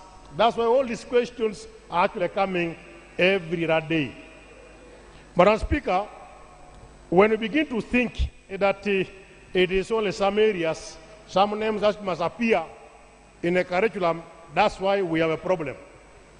Like you remember what, as we look at some of these things, I'm wondering why we are not talking about, the President all the time is talking about science, all the time sciences. But the Ministry of Education is ignoring that by making sure agriculture does not come out clearly as a science subject. That's why I have a problem. Me as an MP, I have that problem. That's why I want the Minister here to tell me whether agriculture is a science or anything else. So that you will put it there for the sake of being there. Secondly, why we are talking about ICT being elective, and yet at the same time, global, everybody is talking about ICT, the information age. I don't know what we are preparing, what type of country we are preparing in this type of arrangement. Sadly, Madam Speaker, you know, it is a bit problematic. I want the Minister to do what we call a SWOT analysis of this curriculum so far, or a swatch. I was talking about a swatch, implying the strength, the weaknesses, and the challenges they have gone through. Because as I talk now, where we are now, I am worried, Madam Speaker, I am worried that our students, our learners in this country may not get a proper education. Honorable Kamondo. Mr. Kamondo. Honorable Dulu. Angelo Dulu. You're not interested? Honorable Asamo. Asamo, then Anyorach.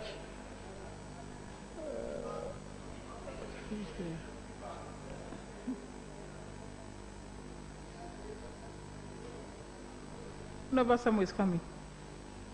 Then Honorable Anyorach will come this side. Usinge. Pade. Nambozo. And Oshabe.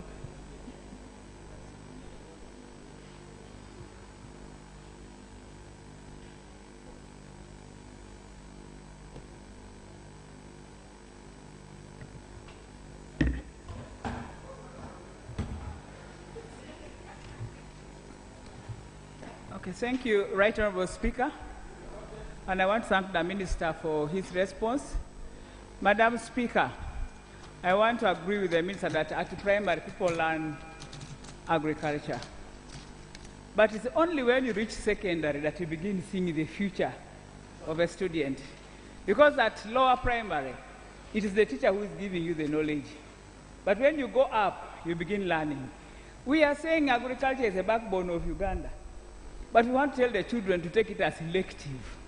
And at the end of the day, our children begin discouraging themselves from doing agriculture, which they would be able to help. Mr. Minister, You and me know that we used to be in the schools where there was competition of planting food, do everything. And a child comes back home and tells the father, can I have a plot? I want to put my tomatoes. But I think that's one area that you might have to revisit. The other area, Madam Speaker, ICT. Honorable Minister, you are promoting sciences, and you are putting ICT to be elective. How are the children going to search for information? Even the Bunyoro Kitara, where are they getting this information? I thought it is through the ICT model that you begin learning on your own to see how you can improve. Are we again going to see that some parts of Uganda will be doing better than the others? Because after all, if you don't have electricity, we don't have a lab for ICT, saurienyu. That's how we educate our children in Uganda. And you find that when your education results come, there's a region which is always down, and you have never bothered to see how you improve it. That is Eastern region. So I want just to think that, how do we plan? Do we just plan up there and impose? Do we ask people questions about what we are planning? Okay. Honorable Anyarachi. Then Businge. Thank you, Right Honorable Speaker. Right Honorable Speaker, when the Minister was presenting, I think our question was, especially on the one of Honorable Brahwa, on Bunyoro Kitara, whether or not Bunyoro Kitara Kingdom is omitted. The answer would be yes or no. But the Minister opted to go, I think, through shortcuts.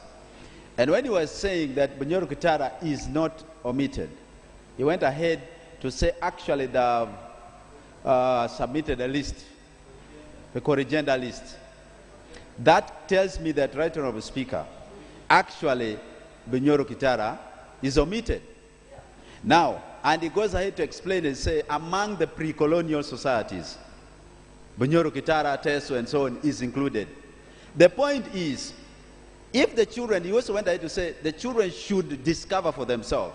Right Honorable Speaker, we have always been taught about Gipir, Labongo, one brother called Thiful. Remember, there were triplets. It's never talked about. We have discovered about Thiful a lot. But this is because Luo migration was expressly put in the syllabus and taught. Now the thing we want here, Teso and Bunyoro Kitara should be expressly put. All the pre-colonial societies of, especially the kingdoms of Uganda, should be expressly put in the curriculum, included. I mean, you are bringing a curriculum actually to overhaul the knowledge regime of a country, to change the whole paradigm, to cause a paradigm shift, to actually indoctrinate our children. It must be based on facts, on realities, on those which were not existing in our syllabus before. So, Right Honorable Speaker, I think in the honesty of honesty, the minister is being dishonest. And if he's not dishonest, let him quote pages where... Okay. Honorable Businge. Businge, then... okay. Is that Angela? Angela? Thank you, Right Honorable Speaker Uyanja. and honorable members. Right Honorable Speaker, I want to thank our Minister of Education for quite an elaborative response, which I feel still lacks something. Bunyoro question still stands. Why isn't the history of Bunyoro Kitara Kingdom well stipulated in the new curriculum that you look here? We are going to handle Bunyoro's history. We are going to learn about Omukama Kabalega, because you members can know that Bunyoro has the richest history ever that we cannot even have to miss, and we don't want our children to miss on it. Madam Speaker, I've never seen the people of Bunyoro offended, insulted, like when I felt when they realized that their curriculum had already been scrapped off the curriculum. I've seen my king, the Mukam of Bunyoro Kitara Kingdom, rallying the members of parliament for Bunyoro. I've seen our prime minister moving to the National Curriculum Development Center to ensure that our children, the coming generation, does not miss out on the rich history of Bunyoro Kitara. So, Honorable Minister for Education, I don't want to be a prophet of doom, but I can assure you that if that thing is not rectified, we are going to see another rebellion. Bunyoro schools will not teach that history. Thank you so much, Madam Speaker. Okay, Honorable Muyanja. That's a polot. That a polot? Muyanja, Chairman. And then Madam Speaker, you had given me the opportunity. Yes. After Businji. Yeah, you speak. Yes, I'm thank just you. sorting out my next people. Thank you very much, Madam Speaker. Madam Speaker, Eduardo Gorena, in his book, Open Veins of Latin America, had this to say, that a country that forgets its history, it's that a human being who has lost his memory. Why should we forget about the history of Bunyoro? Yet 95% of us in this August House have either benefited from the history of Bunyoro, or in one way or the other we are connected from Bunyoro Kingdom. Even the Honorable Minister, when you are entering in this parliament, at the gate, you will find several emblems, Buganda Kingdom, Bunyoro Kingdom, Busoga Kingdom. Why are we changing goalposts today? What's wrong with the Bunyoro Kitara? The question here is, why was the syllabus of Bunyoro Kingdom or Bunyoro Kitara omitted? In a bid to justify the omission, the Honorable Minister has laid addendum on the syllabus and is saying that the Bunyoro Kitara King history will be learned through political education. Why are we marginalizing Bunyoro Kitara? What perturbs me, Madam Speaker, is that when the government is running for minerals in Bunyoro Kitara, no one is talking. When we are running for Bugoma Forest, we are running very fast. When we are talking about history, now we are being marginalized. What is wrong with the Bunyoro? Information. Madam Speaker, I have just scanned through the document the minister laid on the table and kept referring to it. On page 17 and on page 19, where they are talking about the culture and the key ethnic groups in East Africa. The only ones mentioned here, Madam Speaker, honorable members, is Buganda, Ankole, Karagwe, Kikuyu, Nyamwezi, the Maasai, the Tonga, the Acholi. Then they go ahead and mention the Bantu, the Luo, and the Ngoni migration.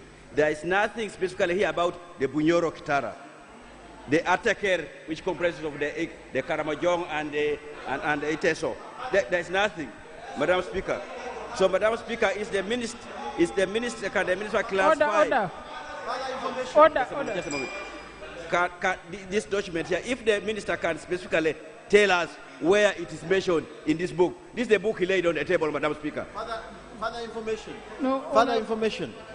Right, Honourable Speaker. Further information from Honourable Speaker. Let us put the records clear. Madam Speaker, a curriculum is laid out work of what is going to be taught, but there are books used to teach. Now, books either have teachers' copies and students' copies. Once the curriculum does not bear that, then the books will not have them. Now, if you say you are making an addendum, how would you get a student's copy and you give it an addendum? The answer is that in the books they are going to use to teach, there's nothing like Bunyoro history. That's the information to give. Thank you very much for that information. I will also take information from... Madam Speaker, this type of marginalization is embarrassing the country. It's an embarrassment to us. Madam Speaker, this information I want to give you. That's from Ataker. From Ataker. Because Ataker has been left out. Ataker has been left out, and for us as members of Ataker, we are not in agreement. We are not supporting it. We are saying no. That's information I want to give you, my brother, that Ataker has been neglected and Ataker is being accused in this case. By mere fact, Ataker is not part of it. That means Ataker is being abusing. For you, you are useless. You have no value. I thank you. Madam Speaker, in the interest of Bunyoro, I would also allow information from Honorable Lukia. Honourable Member, you have taken off my work. Thank you, Madam Speaker.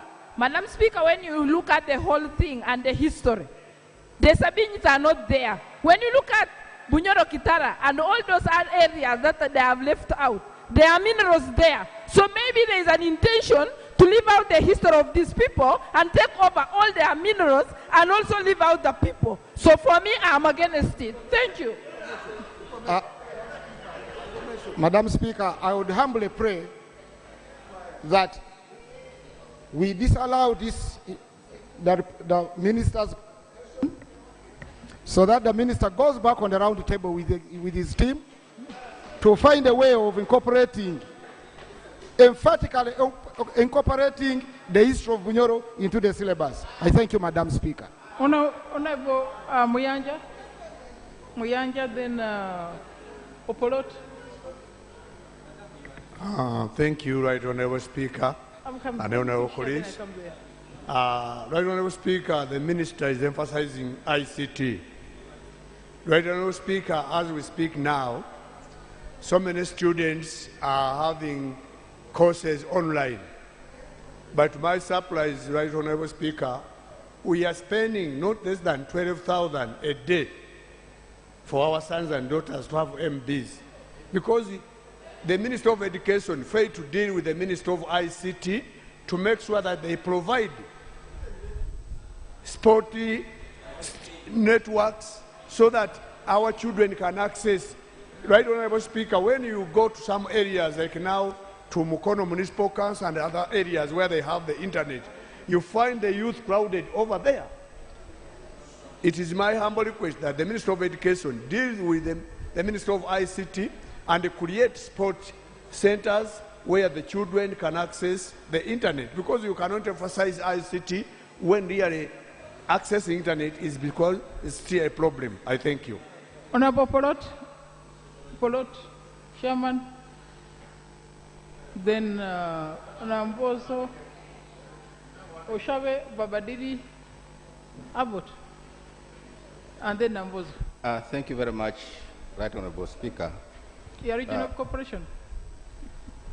Madam Speaker, first of all, I want to thank the Minister for the submission, but unfortunately, I don't know what could be happening. It seems we are mixing a number of things in the response. Are we trying to say that a curriculum is the same as the syllabus, is the same as instructional materials? Because the content and the description of each should be different. And I would have expected that distinction in the explanation to the House. But I also want to inform this House that in our engagements as a Committee of Education and Sports, in the consultations during the development of this curriculum, we raised these issues. And we were assured that they will not be specific on pronouncing which subjects and whatever. And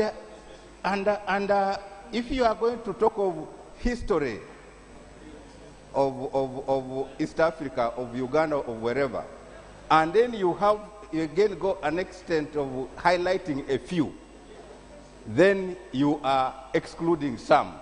Even when you think you are giving examples, one will always ask, why do you use this example and why not the other? But, Madam Speaker, what I wish to say here is that whether we are talking of history, of culture, of the different tribal groupings, we must talk of each and every group in this country or in the region being considered. We will not be fair to think that this one is more important than the other one.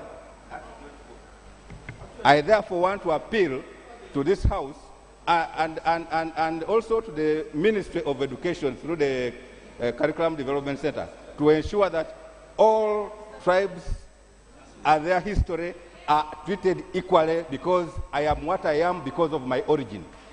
Thank you very much, Madam Speaker. Honorable Nambozo Babadiri Abbott.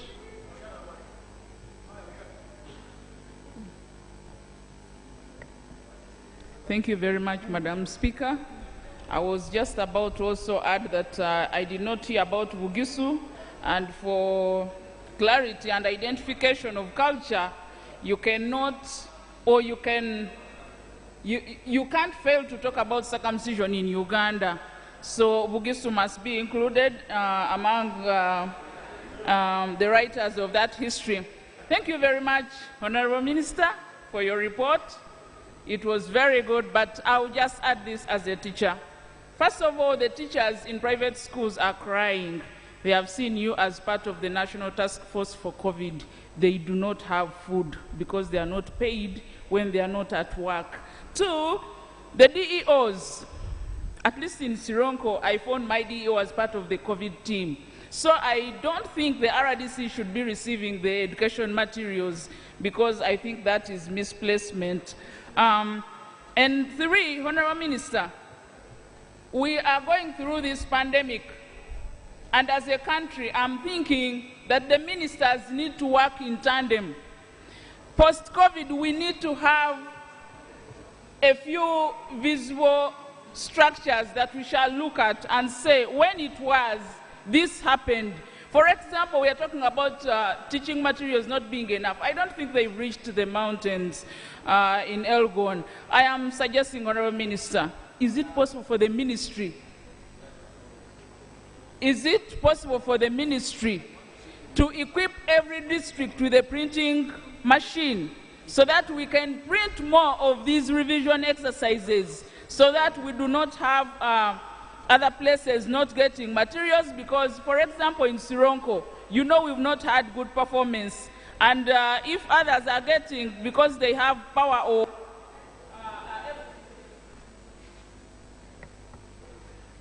are able to have TVs or radios to get these learning materials, Honorable Minister, I think that will not be fair. Then lastly, Madam Speaker, before lockdown, I went through my district and I saw most of the structures not in a good state. So my prayer is, Honorable Minister, before we open up, before the lockdown is lifted, is it possible for us to talk to the DEOs and have the structures in schools that were not in good state to be uplifted so that as we go back to the schools, we have better infrastructure for our children to learn? I thank you, Madam Speaker. Honorable Babadiri Oshave, about then I think we'll get the young people. I called you, I don't know what had happened. Honorable Chekamondo. Okay.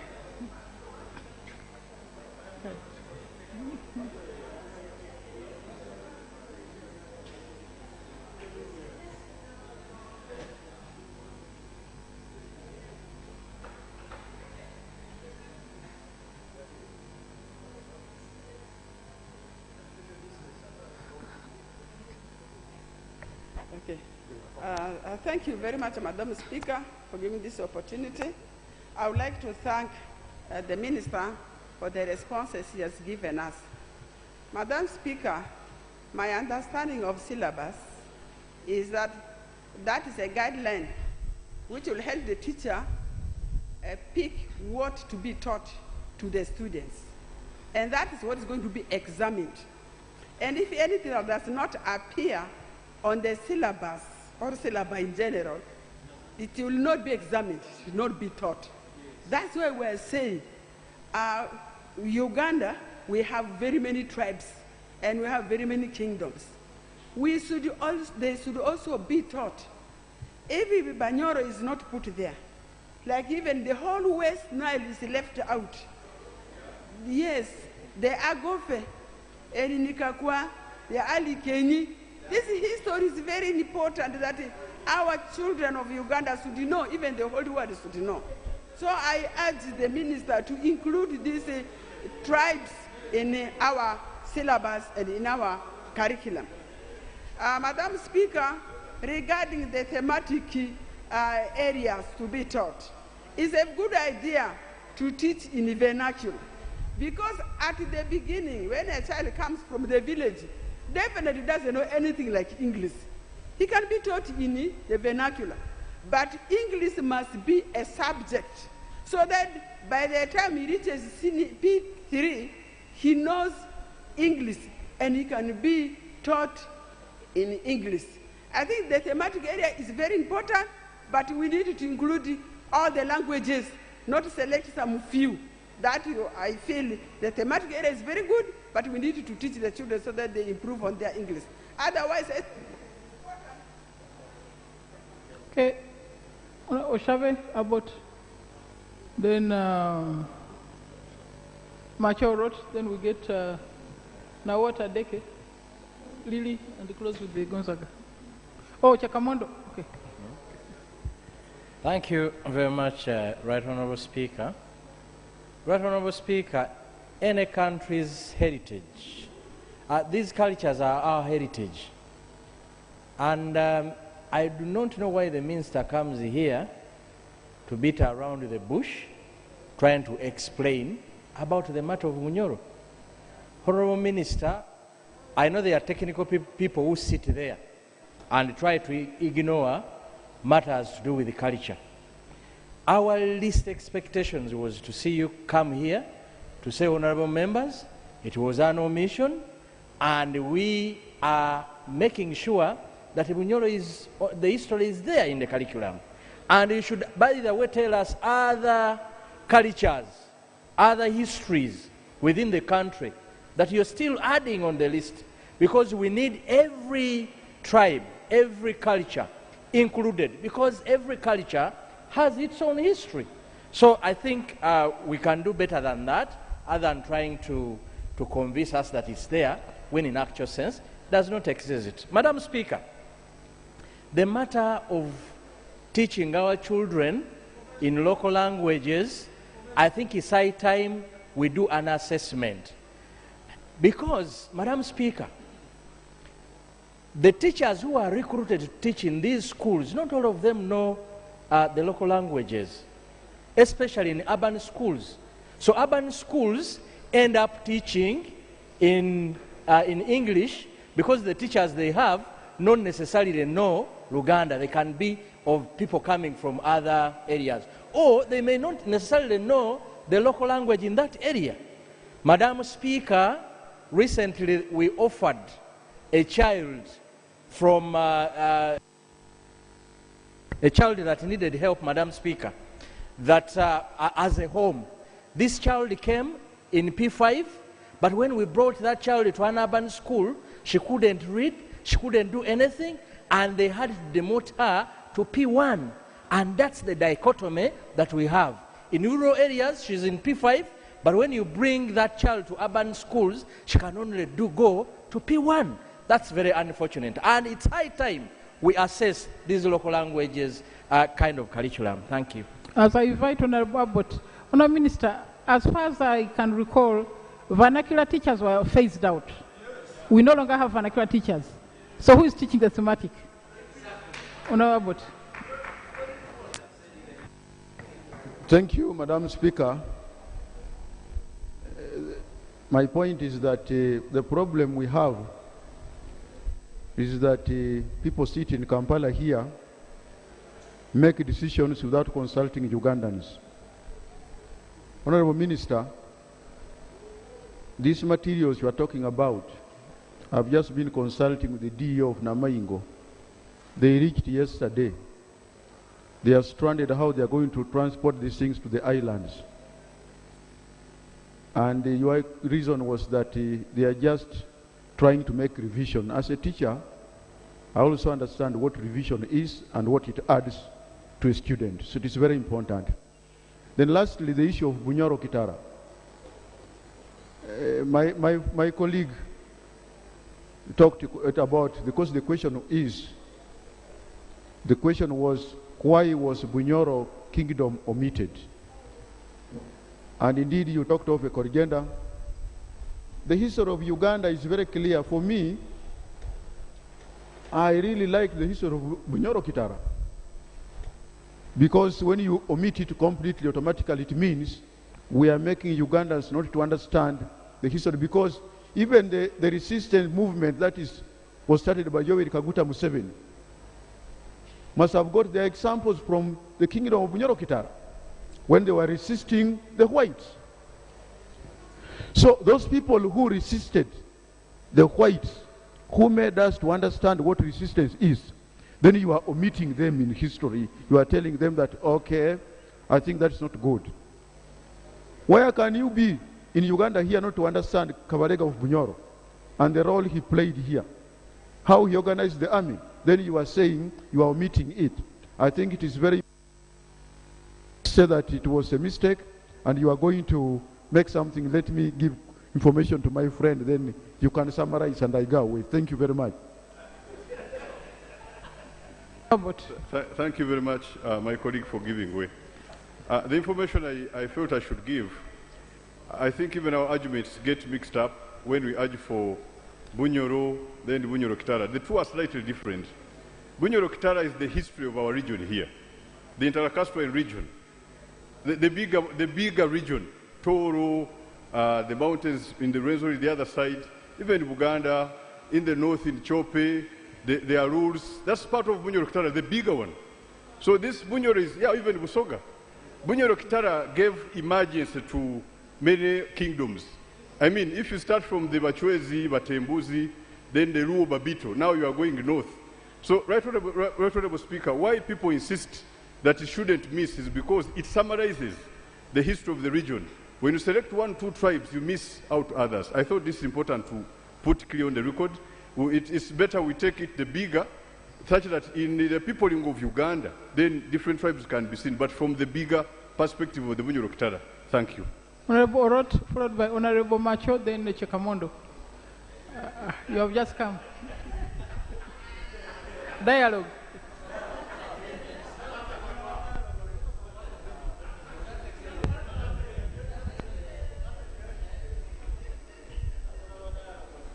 Can Honorable Chekamondo move closer? Thank Who's you. the next person move closer? Right, Honorable Speaker. Then Macho also move closer. If you look at the development in the world, these countries that have moved very, very fast, like China, Japan, India, and so forth, they really dwell so much in maintaining their culture. That's why other countries have even failed to steal their technology.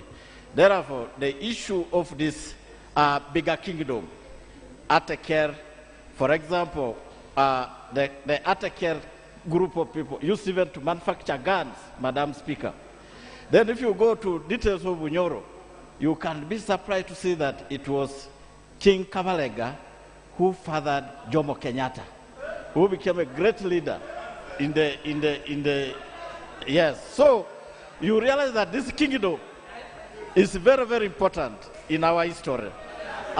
When I was growing, Madam Speaker, in Iteso, there were textbooks in Ateso teaching us about Speak, the first European to discover the source of River Nile, as if the Basoga were not there at that time. Teaching us also about Sir Samuel Becker. So we are very much emphatic on this issue of culture, Madam Speaker. Thank you very much, Madam Speaker. Honorable Chekamondo, quickly. Then Macho. Dialogue, I've seen you. You'll come last, you have just come. Then, now what, Adeke? Thank you, Madam Speaker. Madam Speaker, I want to thank the Minister for the paper he has presented. First of all, to revisit the thematic education. Our own teachers, even the owners of language today, don't know the languages. And we can see this when there are activities where they need translation. So if you find a teacher today, he will speak the language 2 words and 3 words in English. So we should revisit the thematic education and see whether it is really benefiting the people of this country. Secondly, when you look at sign language, as he was saying that materials have been sent out, message has gone out. The language, the radios speak. But those children who are deaf and don't hear cannot be helped by the radios because it's only the TVs and not everybody has a TV. So what plans does the minister have for the children who use sign language, those who are disabled, who cannot see, who cannot talk, and the materials given need to be read, need to be seen, and then the parents who are also handling this don't know even the sign language. How are they going to help these children? The other one is, given the materials, I want to inform you, Mr. Honorable Minister, that as we talk now, Kapchorwa in particular and Sebei sub-region, these materials you are talking about have not even arrived. Given the terrain of Sebei sub-region and other areas of their life, where you may even fail to climb up and take the materials up, what time will these children benefit from these materials when already areas where the systems are okay, they are already on? When you look at the radio system in Kapchorwa, their coverage does not even pick Uganda, it picks Kenya. So how are we going to help areas on rural areas where you may find maybe people picking the radio of others picking that of Rwanda, like us now picking that of Kenya. So I feel this system should be revisited. I remember one time when the Ministry of Education had their own interests.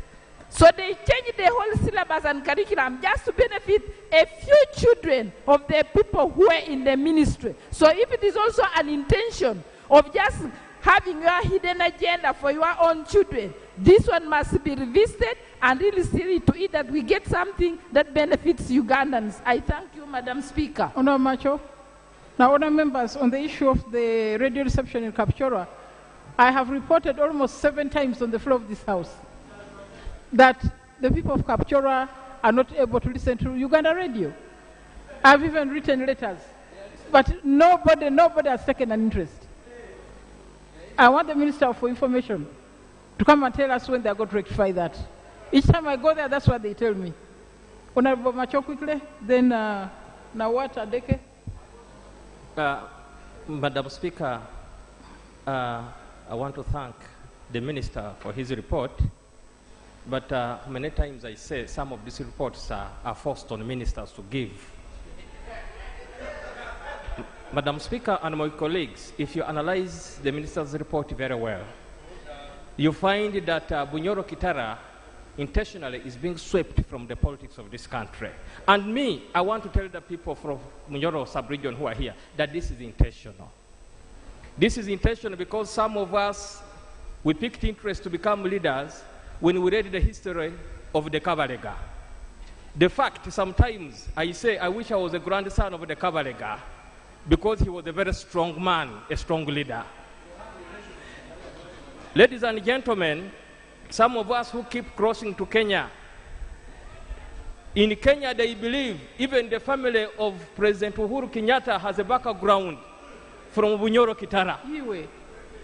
Please. Some of us, our great-fathers used to tell us that the chiefdoms we had like... Honourable member, you're on slippery ground. You leave that area. Don't talk about that. Thank you, Madam Speaker. The chiefdoms we used to have, like the Wanga chiefdoms in Western, had a copy from this great kingdom of Bunyoro Kitara. I therefore request that the minister, something must be done as quick as possible to build the confidence in the people of Bunyoro Kitara and Uganda at large. But at the same time, we also request that we have chiefdoms at our place to make our grandchildren and our children to know the culture. We need our chiefs. We need the Omwenengos and the other chiefs in our areas. I'll give you.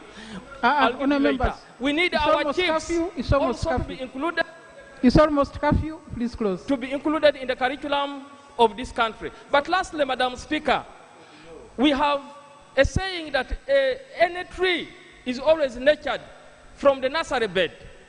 On the issue of semantics, we are talking about pre-primary and we have forgotten the early childhood foundation, which is nursery, to the private sector, and we have not given them opportunity to have their own curriculum. So there is gamble and play. And Mr. Minister, I have one last question. How are the children in nurseries in this country learning now in this situation? Information. No, honourable members. Madam Speaker, a quick information on Bunyoro. The information I want to give, thank you, colleague, for giving way. The information I want to give you and the entire House and the minister specifically, is that if you leave out the history of Bunyoro Kitara, then it means you have actually left out the history of Midwestern and Rwenzori completely. Because even Toro is from Bunyoro. When you go to Buamba, Rwenzururu, all those communities originate from Bunyoro. So by leaving out Bunyoro Kitara history, then that means, yes, all of us have a starting point from Bunyoro. Order. Madam Speaker, I was summarizing. No, please. No. I've seen the minutes. Order, Madam Speaker. Point of order.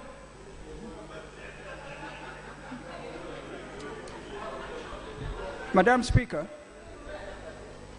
I'm at pain really giving a point of order on my honorable brother and my neighbor.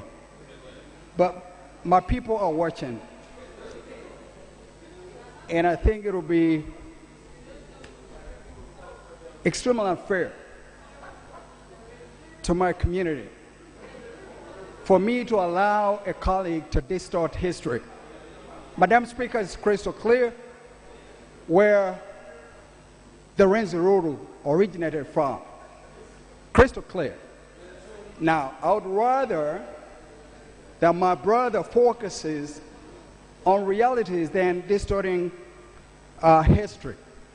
Because we know that Toro, yes, the son of the king of Bunyoro, worked out an understanding to have his own kingdom in Toro, and that was the origin or the genesis of.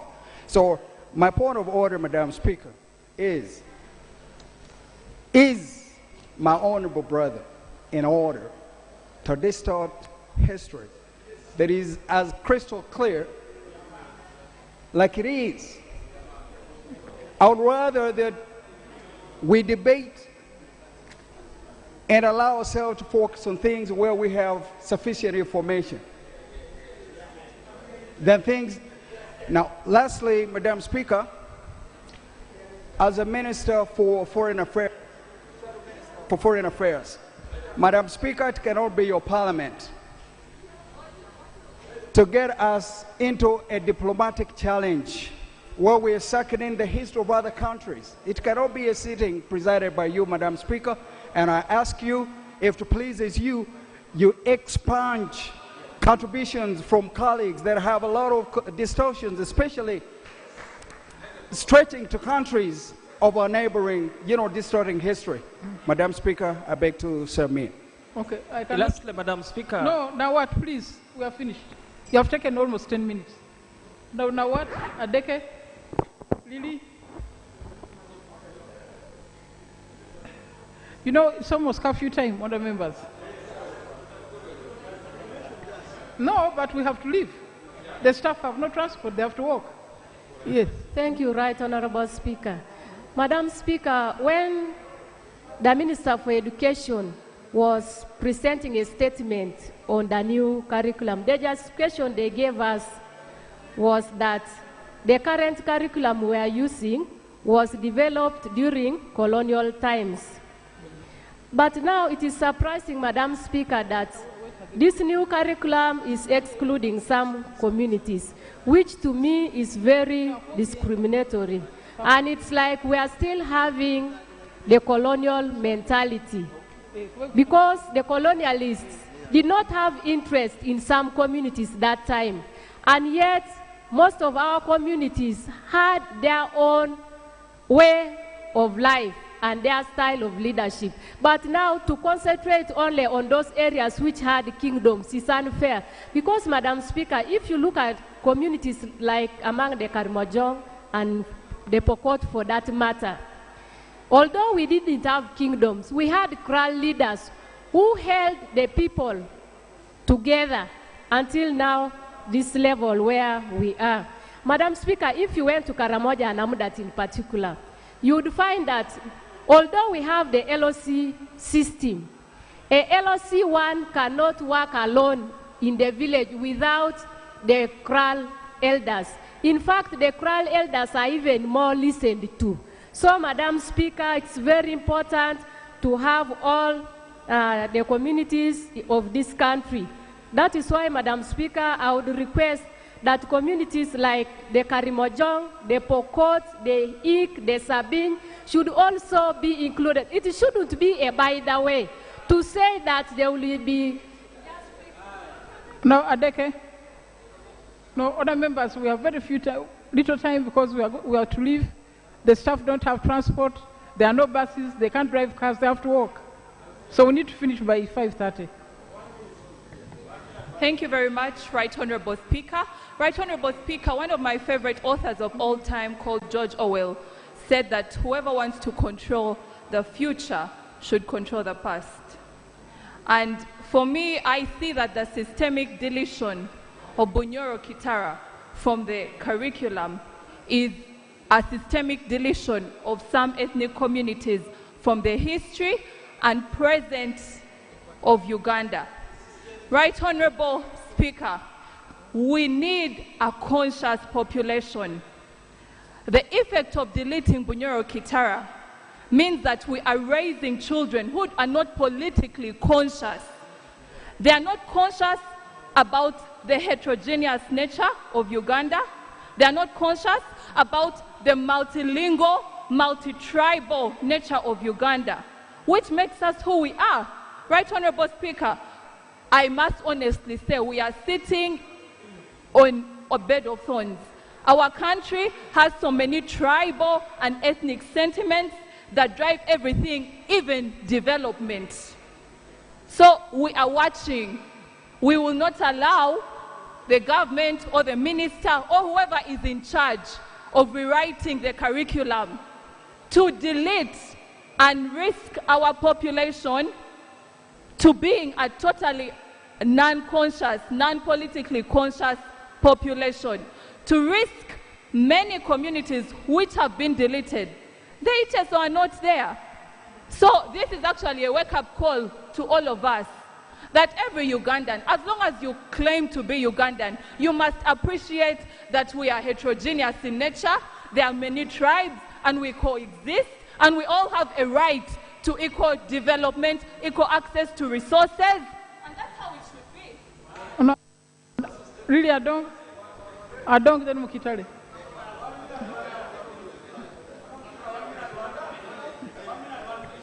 Thank you, Right Honorable Speaker. Madam Speaker, the omission of the history of Bunyoro from the syllabus of this country is a great mistake. Madam Speaker, all those who studied history, I'm a teacher for history. I taught history in A-level and O-level. Madam Speaker, Bunyoro Kingdom provides a link between the Bantu and the Nilotics and the Nilohamites. By removing it from the syllabus, we are trying to keep out, like my honorable colleague has said, we are not developing a conscious population. Without Bunyoro, you cannot talk about Toro. You cannot talk about what the president is ever singing in this country, that we are one tribe. It is only through Bunyoro that people from the north interacted with people with Bantu, and the creation of kingdoms we are talking about started because of Bunyoro and the influence of the Luo. This one brings me to a point where sometimes some leaders are talking about rolling back the Luo migration. So we should be aware out of this. It has come out of the mouths of many leaders of this country that they are rolling back the Luo migration. How does it come? So it is intentionally done, Mr. Minister. It must be put back. We need all the tribes to be recognized in this country. We are a nation because we are from the different tribes. I beg to submit.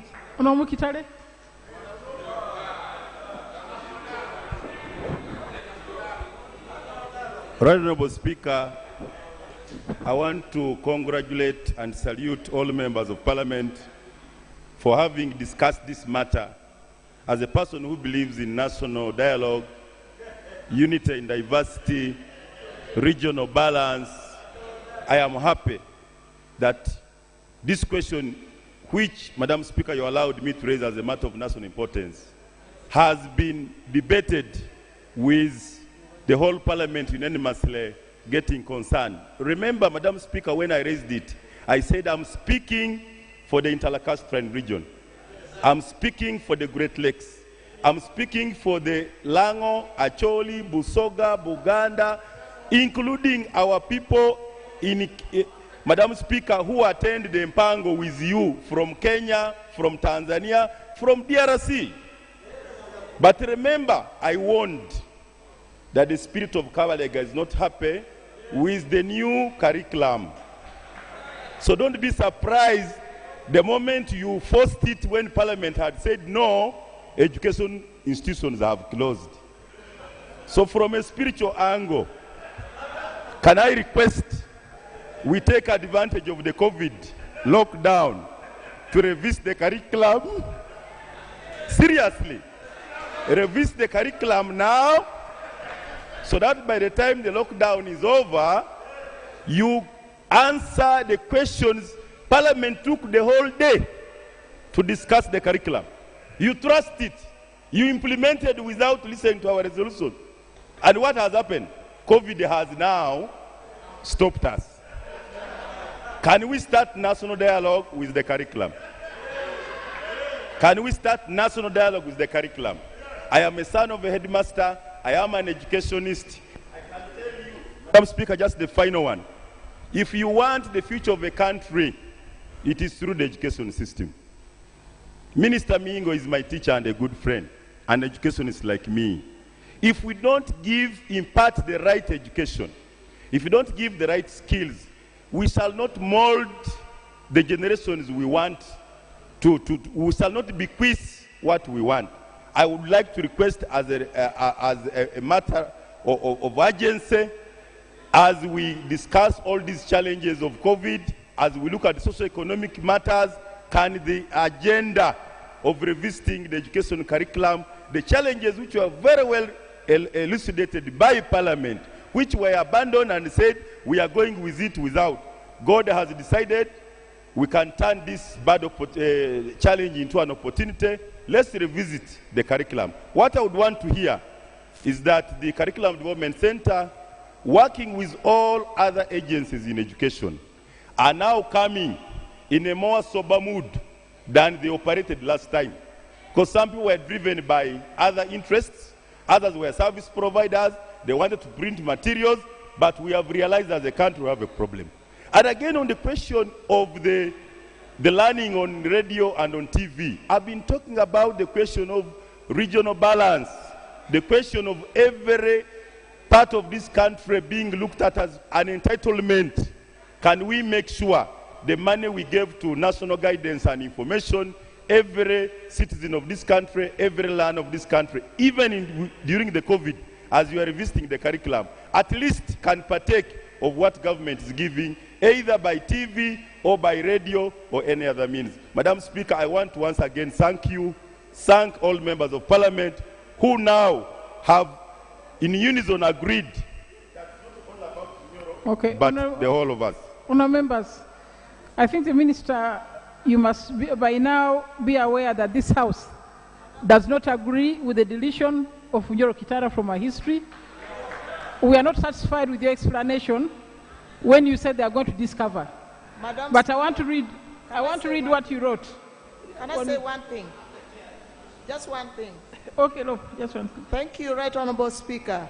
I just wanted to say one thing from the debate, from the time it started up to now, is that the Honourable Minister should also visit the people who work for us.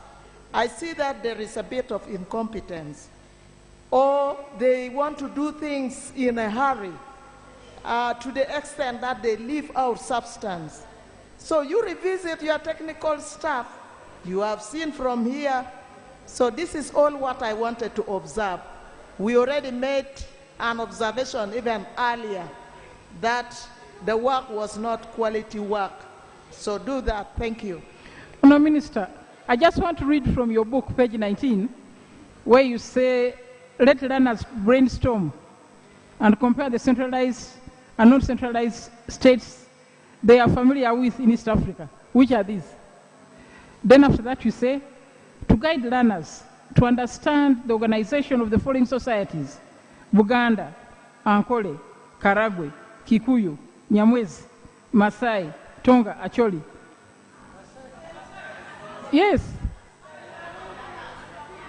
So you have even narrowed down where they should search. So we are not satisfied, Minister. We want Bunyoro Kitara reflected properly in the curriculum. And others.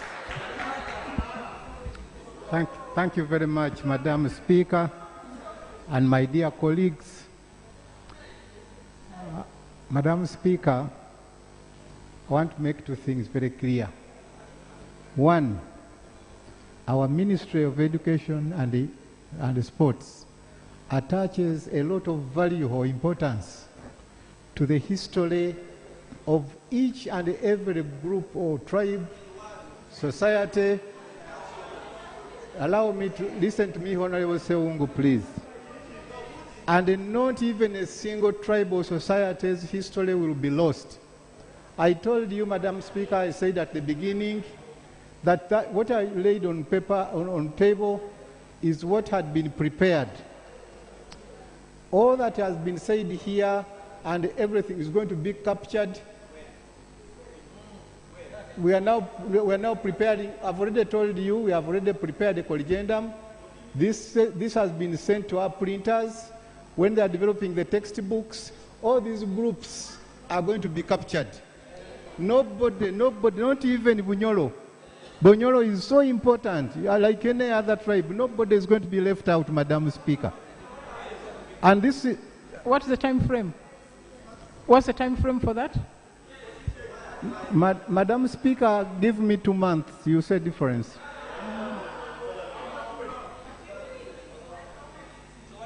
Another thing I want to say, Madam Speaker, I want to agree with the Honorable Abara that I think we need to find time and we all get oriented to have a retreat and talk over many of these issues. Madam Speaker, I submit. Okay, honour members, it's 5:30 and we need to leave so that the staff can go. They don't have cars, they don't have buses. So the House adjourned to 2 p.m. tomorrow. Oh.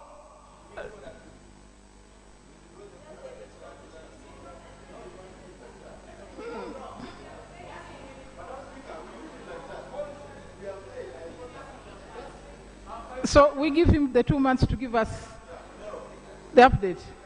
Okay, honour members, House adjourned 2 p.m. tomorrow.